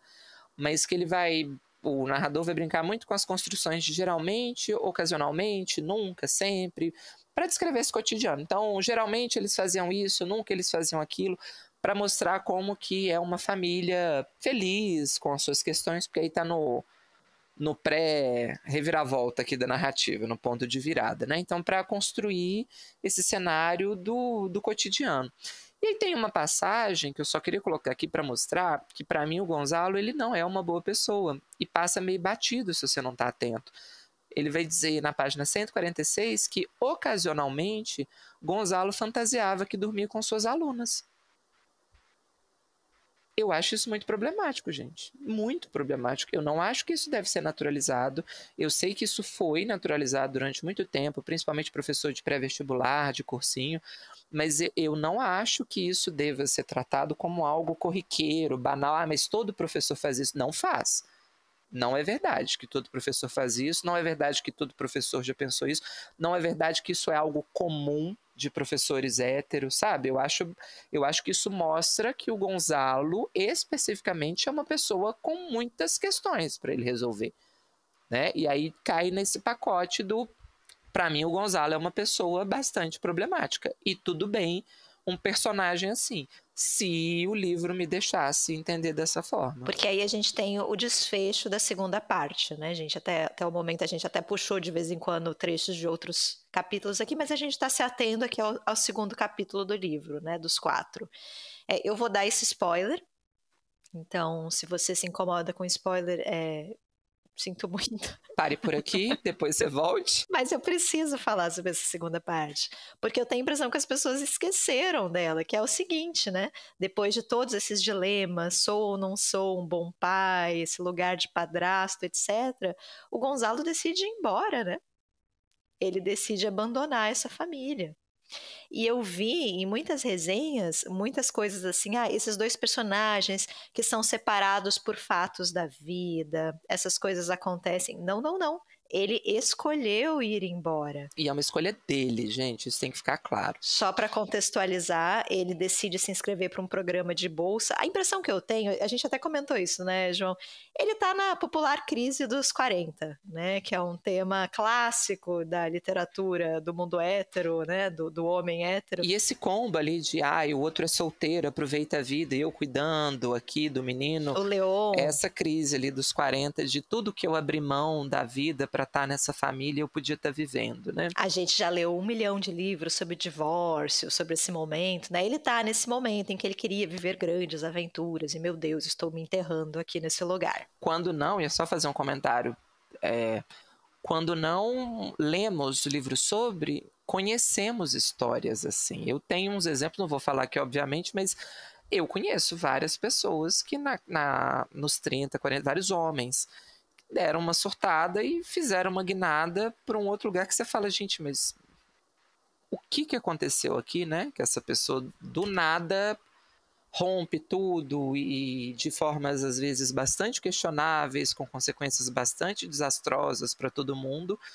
por um processo de, eu como homem estou abrindo mão da minha vida para um relacionamento sério e etc. E vou viver tudo que a vida pode me oferecer. E ele decide se inscrever num programa de bolsa dos Estados Unidos. Ele não conta isso para Carla. Este é um ponto muito importante, gente. Ele não conta e ele não conta até o final.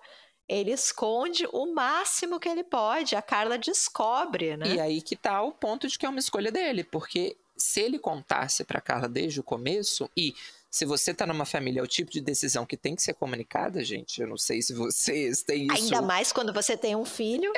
Se você tem isso em mente, mas se você tá num relacionamento sério, estável, que ainda envolve uma criança, a presença é algo importante ali, né? Então você não pode, assim.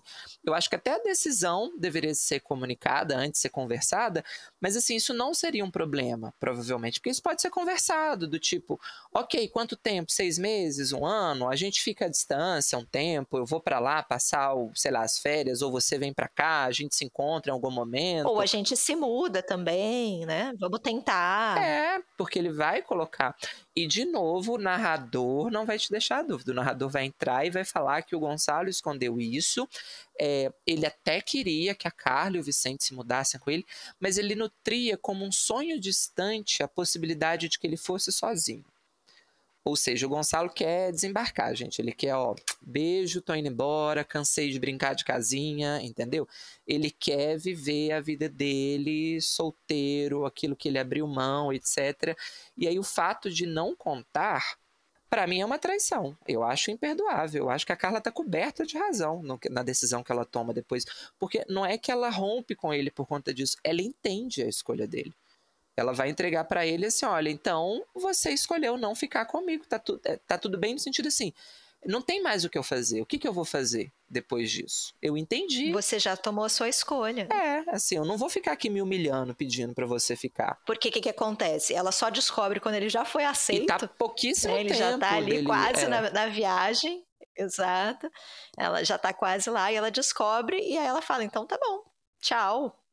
Eles terminam, ela é exatamente isso que o João falou, e o narrador deixa isso claro também, né? Ela entendeu, ela adivinhou que ele realmente queria viver isso sozinho, né? E aí ele vai, e aí, gente, cara, eu vou ter que defender a Carla aqui, porque tem muita resenha negativa pra Carla. A Carla acaba com ele, a Carla dispensa ele. Não, gente, é uma decisão que ele tomou. E aí ele vai embora, ele escreve ocasionalmente e-mails pro Vicente, que é uma criança. Aqui ele já é um pré-adolescente, ele tem uns 12, 13 anos por aí, né? 12, 13 anos. 12, né? Que ele fica 6 anos com o Vicente, 12 anos, né? 1/3 da vida, né? Conforme a gente aprendeu. Vamos fazer uma regra de 3 aqui pra descobrir qual era a idade do Vicente. 12 anos. Alguém tem uma calculadora para me ajudar, por favor? Fica difícil, cada vez mais eu tenho dificuldade de respeitar o povo de humanas, João. Já disse isso, né? Mas vamos lá. Ele escreve e-mails que fica muito claro para mim que são e-mails que têm uma função muito mais de aplacar a própria consciência, né? Porque ele se sente culpado de ter abandonado o Vicente. Em alguma medida deve sentir saudade também, né? Então ele quer manter aquela relação, ele manda esses e-mails, o Vicente não responde esses e-mails ou responde de forma lacônica, ou seja, o Vicente não está lidando bem com essa separação, ele está enfrentando ali também do ponto de vista de uma criança de 12 anos, que viu pela segunda vez uma figura paterna ser subtraída dele, né?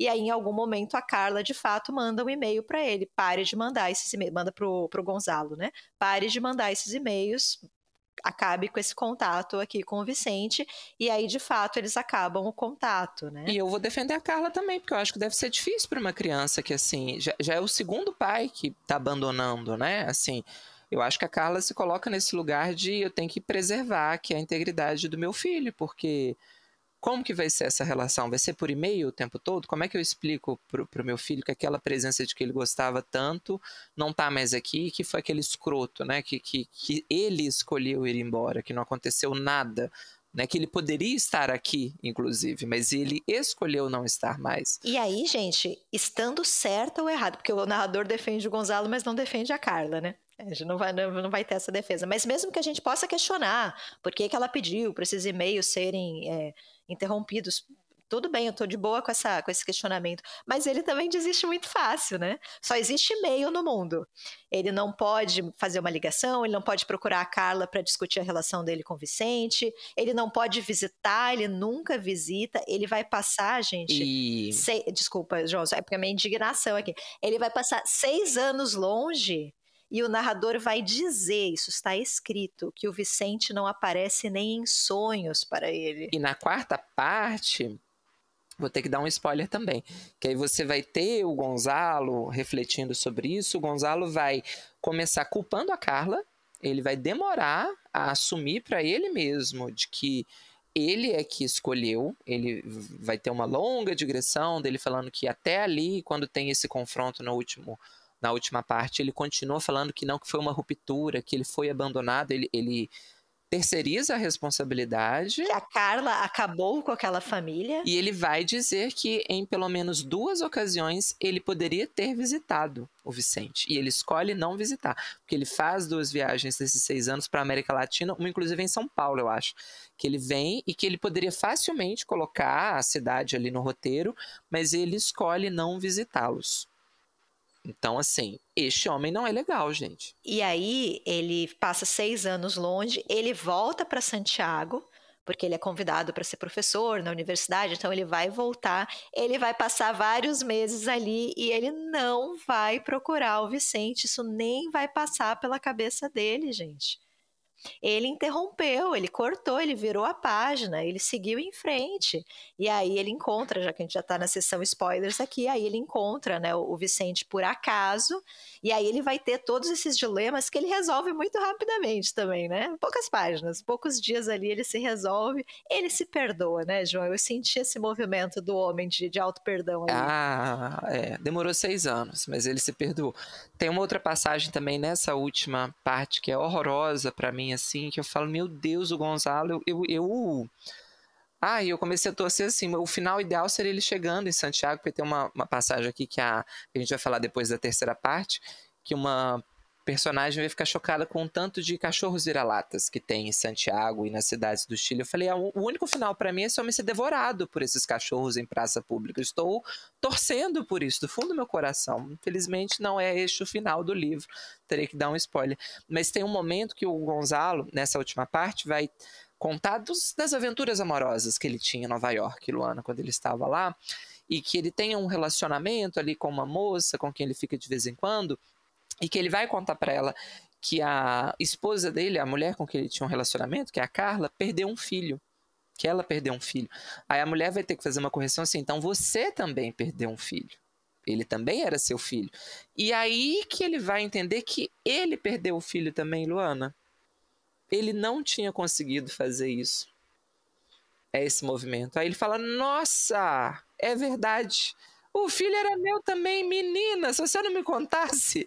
Olha o que você perde se você não dá prestando atenção. E aí eu ponho na conta também, assim, de novo, eu acho que eu entendo a discussão que ele quer fazer, eu acho que aqui sim, ele quer fazer um retrato do Gonzalo de forma depreciativa, a narrativa, mas eu acho que a forma como é feito me soa infantil para um homem de 40 anos, sabe? Eu não sei se eu entendo que muitos homens não se sentiriam responsáveis por aquilo, mas eu teria feito de uma outra forma, sabe? Da forma como é feito, fica parecendo assim, não é possível que ele não sabia que o filho era dele, sabe? Eu acho que tem umas coisas ali mal resolvidas. Mas queria aproveitar, e a gente fala da terceira parte depois, aproveitar que a gente está falando da quarta parte, tem uma coisa que me incomoda muito na quarta parte também, que é a inserção de imagens, Luana. Na quarta parte. Tem, gente, assim, coisa muito subjetiva, muito pessoal, não acho que é o problema do livro, mas na quarta parte, não sei por que começam a aparecer fotos no livro, imagens ilustrativas. Imagens absolutamente desnecessárias, na minha opinião, porque uma das fotos é para ilustrar um gato preto. Gente, eu consigo imaginar um gato preto. Assim, eu acho todas as fotos que aparecem aqui absolutamente inexplicáveis. Eu consigo imaginar um jogo da velha no guardanapo. Eu não preciso que isso seja desenhado para mim. E eu não entendo por que isso é feito na quarta parte para ilustrar coisas óbvias. Assim, se fosse a proposta do livro desde o começo, trabalhar com a imagem também, a literatura contemporânea faz muito isso, mas me soa descontextualizado, deslocado, e acho que cai num... sou moderninho, uso imagens. E aí você fala, mas um gato preto... Eu sinto a foto interessante, por exemplo, quando você tem uma Perry Smith, por exemplo, que é a foto que ela bateu, que é uma cadeira específica, a cadeira em que a Frida Kahlo sentava, é um objeto de museu. Não é para te ilustrar o que é uma cadeira, é para te ilustrar a cadeira X. Aí eu entendo, mas entendo também que ali é outra proposta, a relação é real, né? Um objeto que de fato existe, está no museu, ok. Mas assim, do jeito que tá o gato preto, eu acho imperdoável, Luana, quando aparece a foto Oscuridade, e aí vem a foto gato preto, eu falo... eu acho que o narrador chegou nas últimas consequências. Esse narrador que mastiga tanto pra gente, ele começa a desenhar pra mim o que tá acontecendo. Eu não perdoo. Mas só queria completar, a gente pulou para a quarta parte, até para explicar, porque é quando o Gonzalo reaparece, né? Então ele sai da narrativa no final da segunda parte, ele vai retornar na quarta parte. João até me mandou uma mensagem, aí ele volta. Eu começo a fazer as pazes com o livro, a gente vai comentar depois da terceira parte, na terceira, porque ele não está presente. Aí eu falo, ufa! Mas eu só queria, para completar essa questão da simpatia pelo Gonzalo, para as pessoas que criticam a Carla, falam, meu Deus, mas ela, que postura horrível, ela terminou, ela destruiu essa família. É dito que a Carla jamais falou mal do Gonzalo pro Vicente. E ela poderia. Ela tentou conversar sobre o Gonzalo com o Vicente, ela tem esse movimento, mas é o que o João explicou, é difícil para o Vicente lidar com isso também, com essa ausência. Então existe uma dificuldade ali que está sendo lidada pelos dois, pela Carla e pelo Vicente. Eu acho que a gente tem que tomar cuidado com quem que a gente está simpatizando, sabe? É o mito do pai ausente aqui, gente. É assim, de novo, dizem muito, né, que esse é um livro sobre paternidade. Para mim é sobre abandono parental, é sobre abandono de pais, porque a gente tem muitos exemplos aqui. A gente tem o avô dele, aí depois a gente tem o Leon, aí a gente tem o Gonzalo, que é tão legal, mas veja, no fim ele abandona também. E isso tem alguns momentos que eu acho a discussão até boa. Por exemplo, quando o Leon abandona a Carla, eles têm um diálogo ótimo. Né, o pai biológico do Vicente, porque é um diálogo, eu não vou lembrar nas palavras, mas ela pergunta, mas por que você está fazendo isso? E o Leão responde, porque eu posso. Porque os homens podem, os homens fogem. Essa é a sociedade que a gente construiu, né? E uma sociedade que acha esse tipo de comportamento normal. O livro poderia ser sobre abandono e poderia ser interessante a discussão. Existem elementos aqui que poderiam contribuir para essa discussão. Mas olha o jeito que esse narrador termina o livro, gente. Tomara que não se percam de vista. Ele está falando do Vicente e do Gonzalo, né? Isso seria o mais próximo de um final feliz, e até sinto vontade de continuar escrevendo, até chegar em 1000 páginas, só para ter certeza de que pelo menos durante essas 1000 páginas, Gonzalo e Vicente não se percam de vista. É isso, é o narrador que está torcendo por essa relação, né? E que encara tudo isso, é normal, João, as pessoas se afastam. Pessoas erram, Luana, as pessoas têm um pouco de sombra, ele disse pra gente no começo. O Gonzalo é um ser humano normal, repleto de defeitos. Acontecem coisas na vida que separam esses personagens, mas o importante é que eles se reencontraram depois. Gente... E vou aproveitar essa sessão spoiler, porque na última parte, de novo, aí entra o meu lado assim, eu começo a gostar, vem o narrador e tira tudo que eu estava gostando. Porque você tem, agora, né, já damos spoiler mesmo, vamos continuar. Mas ele tem uma conversa longa do Vicente com o Gonzalo em que isso vai ser questionado. E eu gosto porque eu estava achando que o narrador tinha se segurado, que agora os personagens iam falar por si próprios, que a gente ia ter... E tem um confronto, né? O Vicente vai jogar na cara do Gonzalo, vai pontuar, você é tão ruim quanto o Leon, você não é melhor do que o seu avô, você também me abandonou.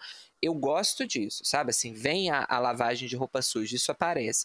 E eu tava gostando disso, assim, porque aí tava jogando pra mim, sabe? Assim, olha, teve esse reencontro, mas o filho abandonado vai jogar na cara dele tudo o que aconteceu, como ele foi escroto. Mas aí no final o narrador vai falar que ele está torcendo por esses dois. Ele até usa um recurso, agora eu vou dar um spoiler mesmo. Ele vai mastigar de novo, ele vai falar que ele vai parar a narrativa por aqui, que a gente não sabe se eles vão se reencontrar, se eles nunca mais vão se ver. Então ele deixa em aberto a possibilidade de que essa reconciliação não ocorra. Mas ele marca, mas eu torço para que ela... E aí eu acho que perde, sabe? Que encerrasse então no diálogo ou com esse primeiro comentário. Vou encerrar por aqui, não sei se eles vão se reencontrar ou não, e pronto, joga para mim. Deixa eu esperar ou eu torcer para que eles reencontrem ou não, porque aí a gente teria uma divisão de opiniões saudável. Vai ter um grupo que torce para que eles se reencontrem, que eles se perdoem, vai ter um grupo que torce para que ele não perdoe, que eles rompam de uma vez. Tranquilo. Aí eu ficaria em paz com o livro, mas o narrador não me permite. Ele entra, ele marca que ele torce para uma pessoa, né? E aí não sei, gente, mas eu me incomodo muito com esse tipo de narrador Eu até gosto de narradores que quebram a quarta parede, que se intrometem na história, quando isso é dosado e quando talvez a temática não é uma temática que trabalhe com assuntos que para mim são muito complexos, como se fosse uma torcida de futebol, sabe? De que lado você tá, você torce para que eles se reencontrem ou não, né? Que bonito. E tem também nessa cena final, apesar de eu gostar da parte do conflito, do confronto, me incomoda muito também porque é uma conversa toda construída em cima, de novo, da cumplicidade masculina, né? O narrador vai dizer em vários momentos que não era exatamente um padrasto e um enteado, um filho e um pai, eram dois amigos conversando, e eu acho isso muito incômodo também, porque cai nesse discurso superficial de anular tudo. Mas os homens se entendem, homem é assim mesmo, põe os dois para conversar, assistindo um jogo de futebol, tomando uma cerveja, que eles vão se resolver, né?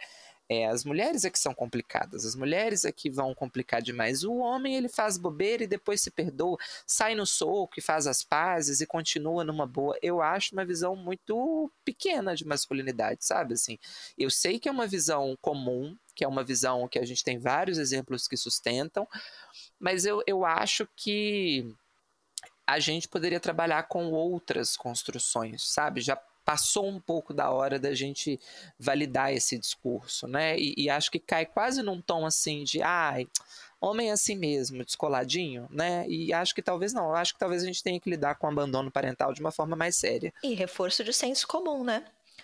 Os homens até vão embora, mas com sorte eles voltam. E ainda dá tempo, né?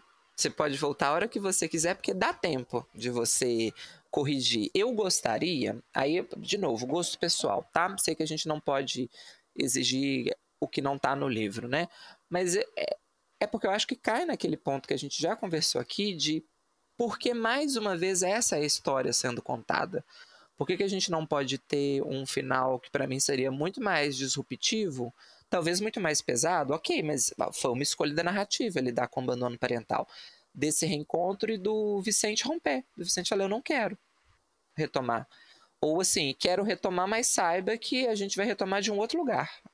Você me machucou o resto da vida, não vou conseguir passar por cima disso, eu não vou passar numa conversa só. Eu vou precisar de mais tempo para elaborar isso. Porque para mim soa assim, nossa, é tudo fácil, tudo mágico de ser resolvido, que lindo que é o ser humano, ele pode cair num final redentor para mim, sabe? Há sempre tempo de ser perdoado, as pessoas erram, mas o bonito da vida é que a gente pode retomar. E eu vou ser um pouco dura aqui, gente, eu acho que tudo bem, a gente erra muito na vida, mas tem erro que a gente não consegue recompor, não. E mais que isso, tem erro que não deve ser consertado, sabe? Aí eu vou para uma discussão muito pessoal, mas eu acho, a gente já falou sobre isso também em outros episódios, eu acho que uma coisa a gente não pode nivelar. Uma coisa eu dei uma resposta atravessada, eu estava de cabeça quente, fiz alguma coisa ali muito pontual. Agora, uma ruptura deste tamanho, sendo feita com um menino que já teve uma relação com o pai ausente, né? E você vai repetir o erro do outro ali. E depois você voltar e querer me vender a ideia de que, mas tudo é fácil de ser resolvido, eu não compro. Eu sou a favor de que, assim, olha, tem erro que se você cometeu, eu acho que as pessoas têm que dar um recado muito sério do tipo, eu vou cortar você da minha vida. Você tem todo o direito de se reerguer, de fazer uma outra vida, de começar do zero, de se arrepender, de tentar ser perdoado, mas eu tenho o direito de não te perdoar. Eu tenho o direito de não te querer na minha vida, de falar, olha, eu não tenho nada contra você, superei, não tô aqui remoendo aquela dor. A gente tem lembranças boas juntos. Mas eu não quero você na minha vida mais. Da mesma forma como você me abandonou, agora eu quero te abandonar. E segue cada um a sua, tudo bem. Se eu te encontrar, eu vou te cumprimentar, não vou atravessar a rua, não desejo o seu mal, eu só não quero você na minha vida. Porque você também não me quis. E pronto. Sabe? Acho que é tranquilo de resolver. Mas eu acho que é uma questão mais complexa do que a narrativa me vendeu. Sabe? Me pega muito. Eu entenderia essa discussão, por exemplo, se fosse uma traição amorosa. Acho que funcionaria, sabe? Se a pessoa traiu, se arrependeu. Porque eu acho que está num nível de questões que tudo bem que essa régua também ela é muito pessoal, mas eu acho o abandono parental muito mais grave do que uma traição, por exemplo. Né? Se fosse só a relação dele com a Carla, sem o Vicente, eu teria uma outra leitura, sabe? Eu entenderia esse final, essa reconciliação. Acho que uma pessoa que foi traída, né, de traição aqui no sentido comum do termo, ela pode perdoar, ela tem direito, aí ela sabe da vida dela. Mas quando coloca a criança, quando coloca o abandono, e nesse contexto de um menino que já teve um pai ausente, eu acho que é bem mais embaixo o buraco para mim, sabe? Para mim, volto a dizer. E aí eu me incomodo com essa cumplicidade ali do final. Fiquei meio assim. Um último rápido comentário, João, prometo que é rápido, só para a gente encerrar essa questão. Você até comentou assim, eu sei que a gente não pode exigir, julgar um livro pelo que ele não é, concordo super, mas eu também acho que as pessoas às vezes jogam essa carta errada, né? Você não pode criticar a história, ou você não pode criticar o recorte. Como assim eu não posso? Claro que eu posso, né? Eu acho que assim, a escolha do tema, a escolha de qual personagem que vai ser acompanhado pelo narrador, todas essas são escolhas formais tão importantes quanto, sei lá, a construção do tempo narrativo, né? Ele escolheu escrever sobre esse personagem que abandona uma família e depois tem um final fofo. E eu acho que isso reforça estereótipos, reforça senso comum. Então eu acho que pode sim, é cabível de ser criticado da mesma forma. Cai num ponto que eu acho, para a gente encerrar esse momento de crítica e falar da terceira parte, mas que eu fico pensando assim, eu também não quero ser assim o algoz do Zambra, acho que ele tem questões positivas, a gente vai falar, mas me incomoda muito tudo isso que a gente conversou, desse reforço de você aplaudir o mínimo da parte masculina, porque eu fico pensando assim, até para além do texto literário saindo, então os homens não vão mudar nunca, gente, se a gente continuar batendo palma para qualquer coisa, para o mínimo, sabe, assim, de falar, nossa, você gosta desse menino, você cuida dele bem, que incrível você é, porque você trata bem uma pessoa da qual você gosta, assim,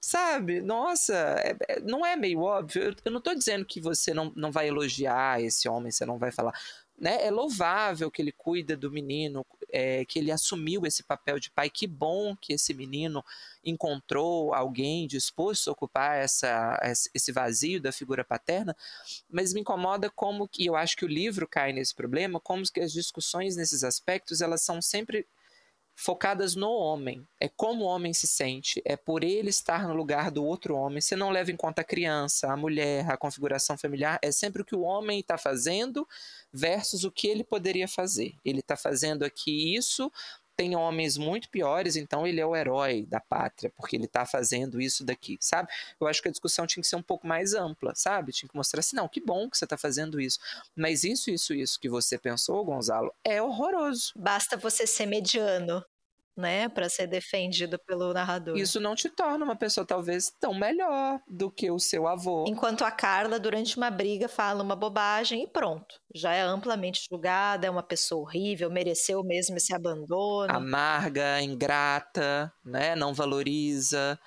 enfim. Acho que é isso. Mas vamos para a terceira parte, porque agora vai mudar. Agora eu estou disposto a mudar na terceira parte, Luana. Por quê? Porque na terceira parte o sol brilha, Luana. O mundo é um grande campo de lavanda em que eu corro de braços abertos, tal qual a noviça rebelde. O Gonzalo foi embora, #partiu. Porque o Gonzalo não aparece. Aí o problema, volto a dizer, não é o Gonzalo. O narrador vai me dar um descanso. Ele não vai ficar passando pano para o Gonzalo, eu vou poder entrar aqui em outros aspectos, que aí para mim é o ponto alto do livro, gente, é a terceira parte. Tem outros elementos que a gente vai retomar depois, né? Porque vira uma grande homenagem do Zambra, do livro, né? Para a literatura chilena, sobretudo para a poesia chilena, aí que tem a brincadeira do título. A gente conversou sobre isso no episódio passado, mas o Chile ele tem 2 prêmios Nobéis de poesia, que é o Neruda e a Gabriela Mistral. Então, várias vezes essa piadinha vai ser feita aqui, de que o Chile ele é um país de poetas, né? De que o Chile ele já ganhou 2 vezes. Bicampeão de poesia mundial, né? Tem até uns personagens que vão fazer de uma forma autodepreciativa, falar a única coisa que presta aqui é a poesia, mas assim, e aí eu acho que tudo se resolve para mim, gente. Nossa, o livro fica solar, assim. Só para contextualizar, agora o Gonzalo foi embora, né? O Vicente já está adulto, um jovem adulto, então ele tem 18 anos, e ele virou poeta, né? Assim como seu padrasto. E eu acho bonito isso de como a literatura e como a poesia cria conexões entre as pessoas. Mantém essa conexão entre Vicente e Gonzalo, por mais que o Gonzalo não mereça, mas mantém essa conexão, principalmente por parte do Vicente, né? Ele vai se conectar com outras pessoas, né? O círculo de amigos dele é de poetas, vai vir essa personagem estrangeira, né? Que é uma jornalista, uma jovem jornalista, a Pru. Você não leu assim? Só uma piadinha. Foi muito difícil ler pra mim, gente. Ela se chama Pru, P-R-U. Eu só lia Pru. E eles vão ter uma conexão. E a Pru, ela vai decidir fazer uma matéria sobre a poesia no Chile, sobre os poetas contemporâneos no Chile. E o Vicente vai servir como um tradutor, um guia. E aí a gente vai ter um monte de personagens sendo apresentados, alguns fictícios, alguns reais. Ela vai entrevistando esses poetas, as entrevistas são interessantes. Inclusive um longo trecho aqui homenageando o Nicanor Parra, que é o poeta mais velho do mundo.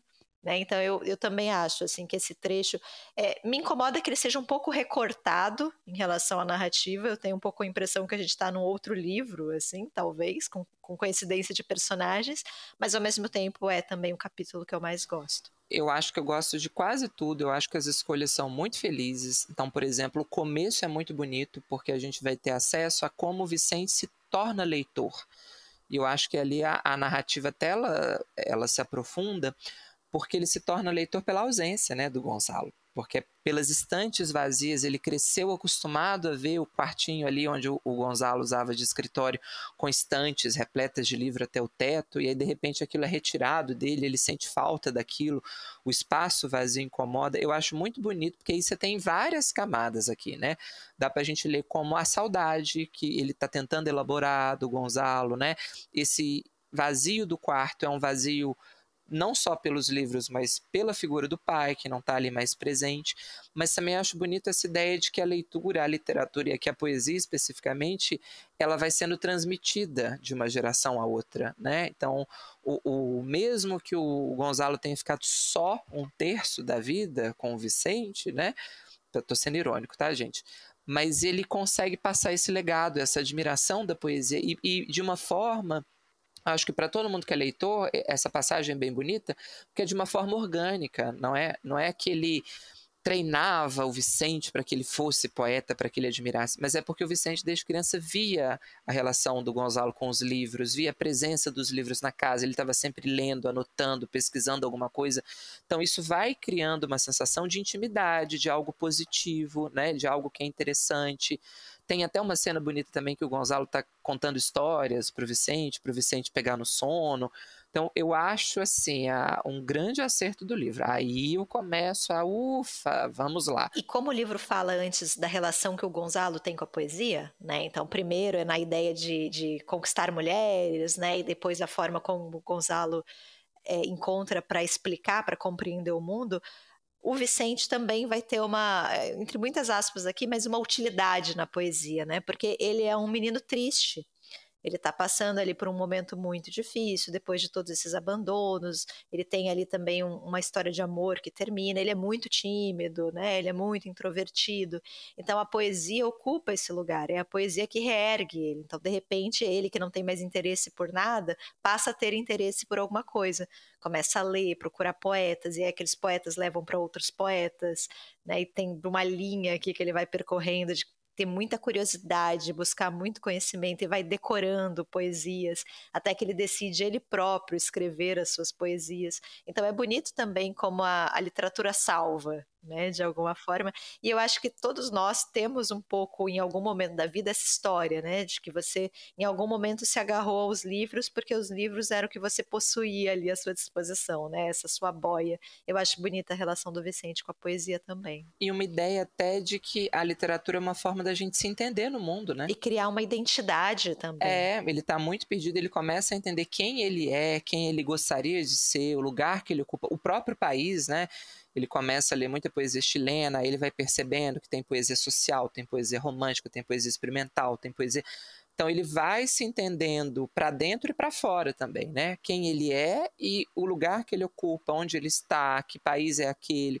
Eu acho isso muito bonito. Acho linda a imagem de que essa biblioteca começa pela ausência, mas também por 2 livros que ficam, né? 2 livros do Gonzalo que ficam ali.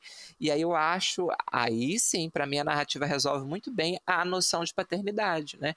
Porque a paternidade é esse legado que ficou, mesmo que ele não fosse o pai biológico, que eu acho que para absolutamente ninguém é uma questão além do Gonzalo, mas é essa ideia de que ele foi pai daquele menino durante um tempo, porque ele conseguiu transmitir valores, questões, inspirações e questões para além da ordem prática, né? Fica muito do Gonzalo no Vicente, mesmo que eles não compartilhem dos genes, ele consegue passar a paixão que ele tem pelo texto literário, pela poesia, e aí você entra aqui num conjunto nacional dessa paixão do Chile pelos poetas, e eu adoro, eu acho uma excelente sacada do Zambra o fato da Prue ser uma estrangeira. Eu acho que funciona muito bem, porque aí você tem aqui os personagens mostrando para ela algo que ela não conhece, que é de muito orgulho deles, que é essa poesia chilena, né?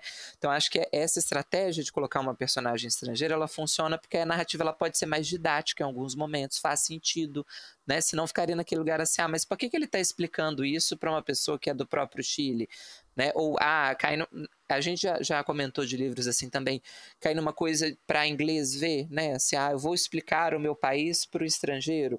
E aí você fala, mas dentro do narrativo isso aqui está muito didático. Aqui funciona como água e, curiosamente, vou defender, vou ser justo. O pau que dá no Chico, Luana, dá no Francisco. Né? A regra que vale para um, vale para outro. Critiquei, agora vou defender.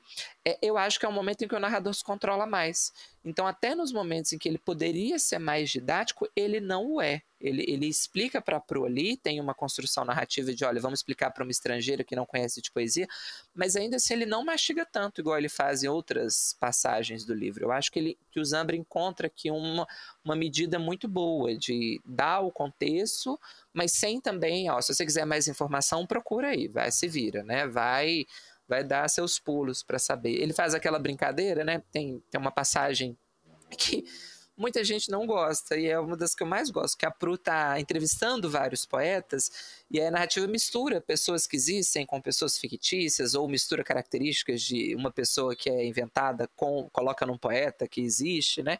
Adoro, gosto também, aí o humor da narrativa acho que funciona, porque o Zambra vai fazer um panorama aqui da poesia, e acho um barato, gente. A gente que gosta de ler, assim, a gente sabe mais ou menos, a gente entende a brincadeira, porque ele vai mostrar que tem, por exemplo, poetas e autores que levam muito a sério o que eles estão fazendo, mas tem gente que é muito pedante, tem gente que está completamente perdida, não sabe o que está fazendo. Então ele mostra assim, é um caleidoscópio aqui. Tem gente que tem essa paixão por literatura, tem gente que está só tentando encontrar um lugar no mundo também, tem gente que se acha muito melhor do que tem gente que se acha muito pior do que aí eu acho assim, aí sim eu fico em paz, porque aí eu acho que ele mostra como o ser humano é complexo, como o ser humano é contraditório, como que essa relação da arte com a pessoa física, ela nem sempre é pacífica, né? Às vezes você conhece a obra de uma pessoa, você imagina que ela vai ser de um jeito, ela é de outro, completamente diferente. Tem vários exemplos assim, que a Prue vai dizer que foi preparada para encontrar uma pessoa rígida, austera, engessada, e é uma pessoa super divertida, super carismática, e exemplos contrários, que era uma poesia super experimental, e aí ela vai ter que lidar com uma pessoa super taciturna, calada, né? Então, assim, adoro essa segunda parte, gente. Quando a Prue vai embora, ela leva todo o meu coração. É isso que eu queria dizer para vocês. E gosto muito da homenagem mesmo para a poesia do país. Ele menciona vários escritores. A gente sai assim com uma lista de coisas que a gente quer ler, quer conhecer mais, quer entender, né? Ele brinca também, acho que é algo que ele faz muito bem feito. Tá vendo? Não é só de críticas que a gente sustentou esse episódio, mas acho que ele faz muito bem feito que é um risco, eu acho, que se cai nesse tipo de vou homenagear a literatura do meu país, de romantizar ou de endeusar os escritores. Ele coloca aqui personagens falando mal do Neruda, falando mal da Gabriela Mistral. Então, assim, ele brinca também com essa ideia de como que o próprio país vai ter visões diferentes a respeito daqueles ídolos nacionais, né? Ele não coloca ninguém num pedestal intocado, assim. Adoro quase tudo dessa terceira parte, gente. Ela tem todo o meu coração e eu fiquei sentido, porque para mim o livro poderia ter este clima aqui da terceira parte nas outras, mas o narrador não vai deixar. E a festa é muito reconhecível, né? Aquela festa dos escritores e os poetas todos juntos, e daqui a pouco um não gosta do comentário que o outro faz, e aí rola uma briga, e aí depois eles fazem as pazes. Cara, essa bobeira, essas brigas meio infantis, se vocês já foram em algum evento de literatura, vocês sabem que é exatamente assim. Então, eu também gosto bastante da terceira parte. Querendo fazer uma performance só para aparecer, né? A gente falou lá no início do episódio, há 10 horas atrás, que a gente abraçaria alguns personagens. Eu abraçaria a Prue. Eu gosto da Prue, porque para mim ela salva o livro, né? E essa terceira parte é a mais longa, né? Se eu não me engano, ela é 40% do livro. Graças a Deus. Deus é bom o tempo todo. Então ali eu fiquei um pouco mais feliz também. E eu abraçaria o Vicente, porque acho que ele passou poucas e boas, e abraçaria a Carla, João. Para mim, ela é uma incompreendida. Ela perde meu abraço no final da terceira parte, no começo da quarta. E o final, o que ele faz com a Carla é triste, gente. É imperdoável. Tudo ruim, assim. A gente já deu os spoilers aqui, né? Ela vai transar com o Leon. Do absolutamente nada, gente. E ainda tem uma brincadeira, assim, que não funciona pra mim, de humor, de adivinhe com quem ela está transando, vou dar opções aqui, opção A, opção B, gente. Que é uma brincadeira que o Zambra faz muito. Tem um livro dele que é uma múltipla escolha, eu li, mas eu acho que lá funciona. Que é um livro também que ele vai discutir questões educacionais, mas eu, pelo menos de memória, tem muito tempo que eu li, eu achei que funciona, porque ele está criticando o vestibular, o conteudismo, assim, como que as pessoas... A questão educacional é um ponto, né, no Chile, muito discutido, que aqui vai entrar também, o ensino gratuito à universidade, é uma pauta social muito importante no Chile. Eu acho que no Múltipla Escolha ele consegue fazer isso bem feito, né? E aí tem um outro ponto aqui que eu não vou entrar, não vou me estender, que é a Carla decidir se relacionar com uma outra mulher, né? Não tem problema nenhum, gente. Inclusive, essa questão da descoberta, de experimentar, ok. Mas é que tem uma certa constância nessa obra de mulheres que se decepcionam com homens e aí decidem sair com outras mulheres, né? O que reforça também um senso comum de que a mulher lésbica, na verdade, ela teve problemas com homens. Ela não encontrou o homem certo, Luana. O homem certo. E talvez ela não encontre realmente. Neste panorama aqui que é pintado, eu acho que é a melhor decisão para as mulheres é talvez nem tentar encontrar o homem certo, porque talvez não exista. Não, o Vicente é legal, eu passo um pano pro Vicente. Eu acho ele tem o escudo da juventude, porque ele termina o livro com 18 anos. Então o que me incomoda nele, mas aí não é um problema meu com o livro, tá, gente? Assim, o que me incomoda nele é porque eu entendo que é uma pessoa em formação, que vai oscilar, que tem altos e baixos, tem questões que você fala, nossa, Vicente, que bobeira. Mas tudo bem. Ele está começando a vida dele, acho que ele vai melhorar. Acho que ele já é um jovem com 18 anos muito melhor do que o Gonzalo. Acho que sim.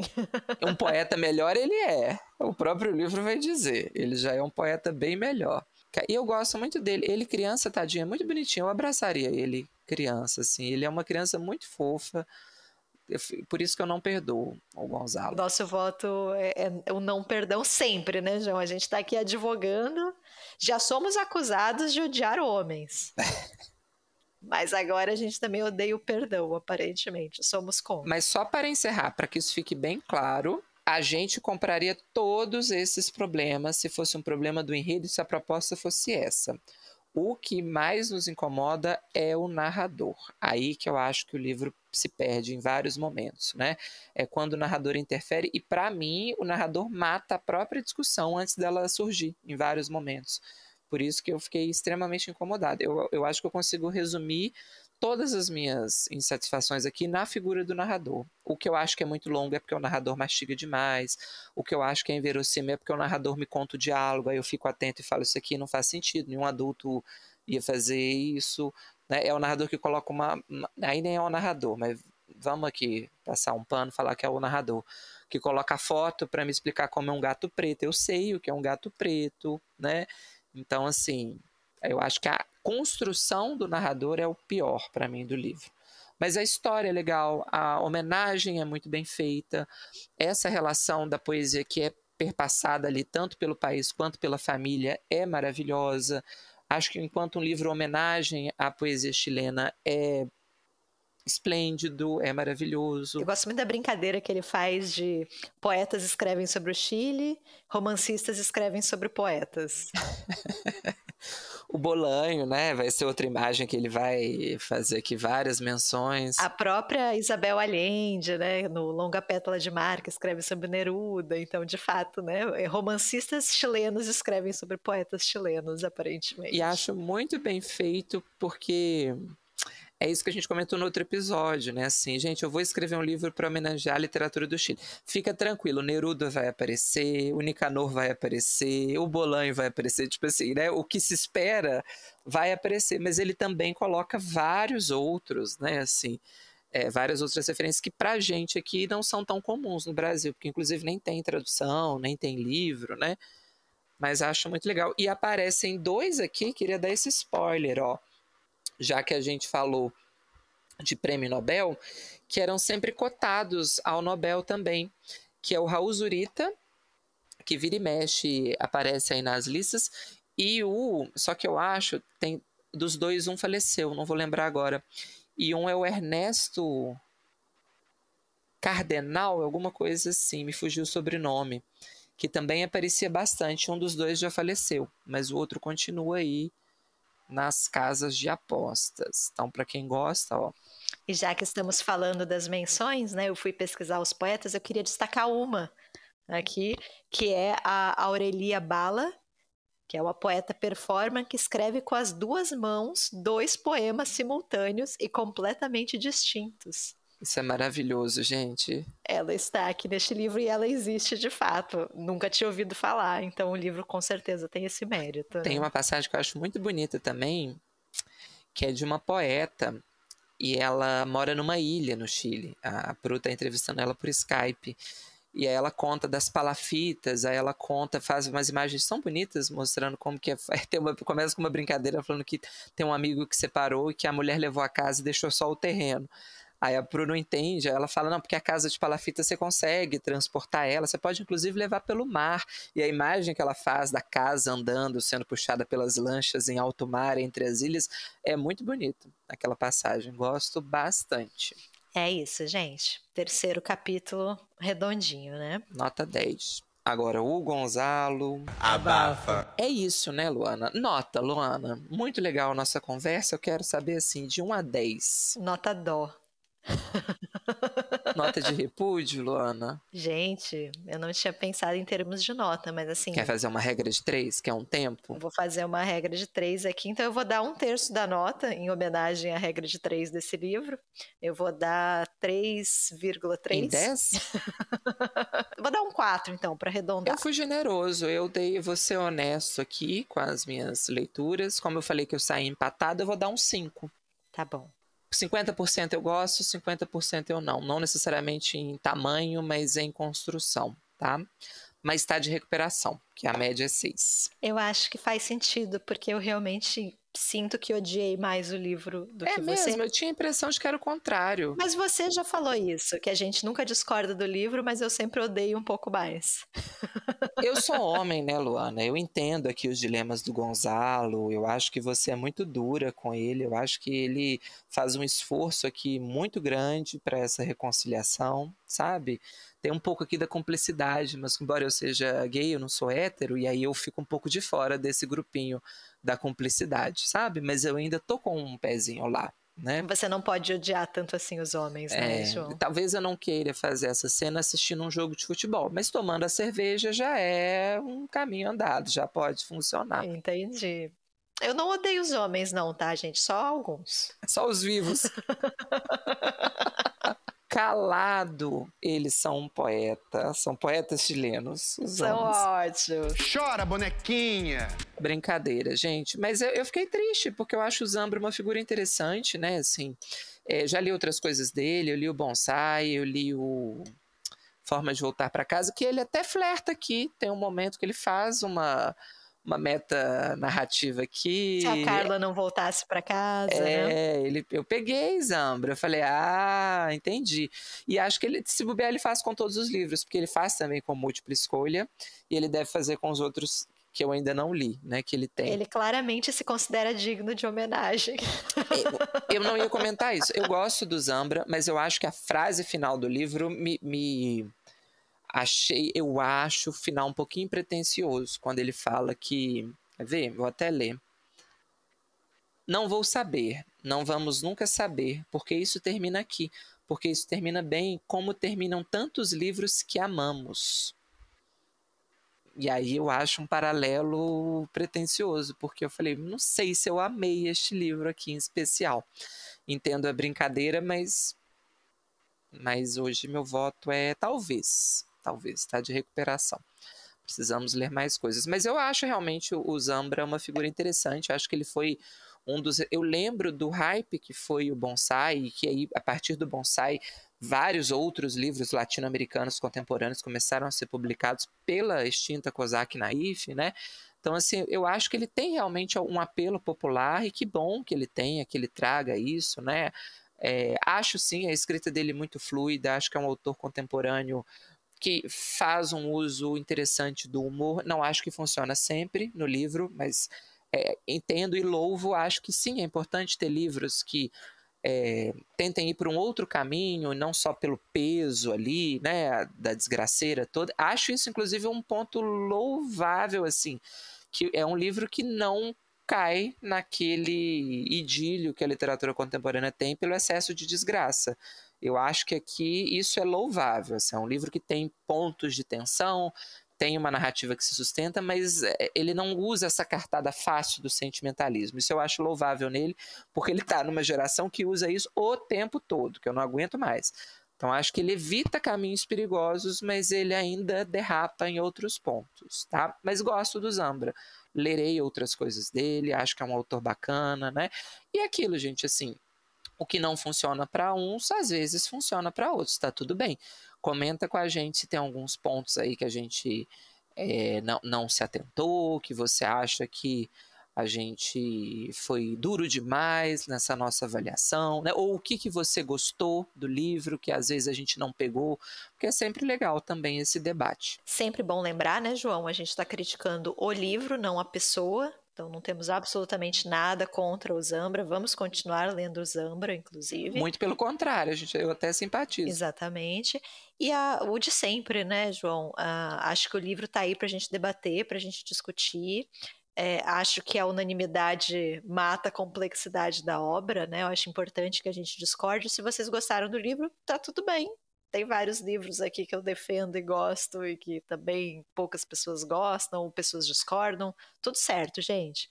Vamos continuar conversando, né? Então, assim, tudo que a gente pode fazer aqui com esse podcast é trazer o nosso ponto de vista, a nossa experiência de leitura, e vocês, se quiserem, podem compartilhar a experiência de vocês nos comentários. A gente vai gostar muito de ler.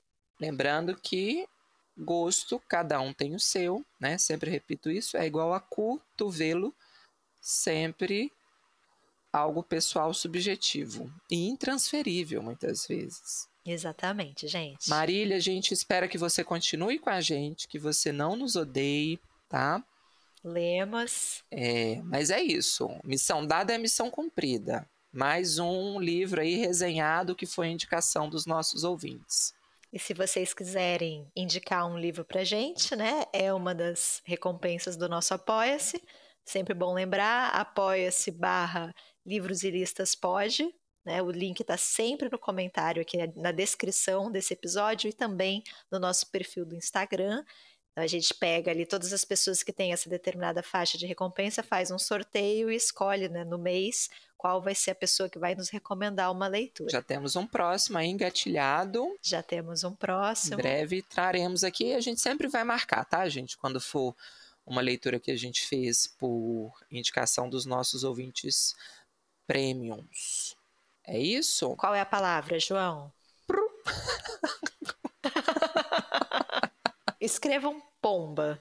Gosto. Pomba. Pombas! Eu achei o livro meio pomba. Não gostaram? Pombas! Oxe. Exato. Escrevam pomba, então. Perfeito, gente. Quem chegou até aqui, só para os brabos.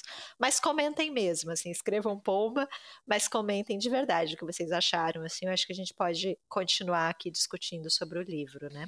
É isso.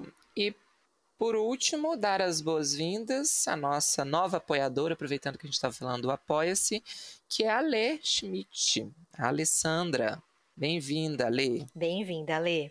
Muito obrigada, né, para todo mundo que apoia, que está entrando aqui no nosso Apoia-se, que continua apoiando a gente aqui ao longo dos meses. Isso é importantíssimo para a gente.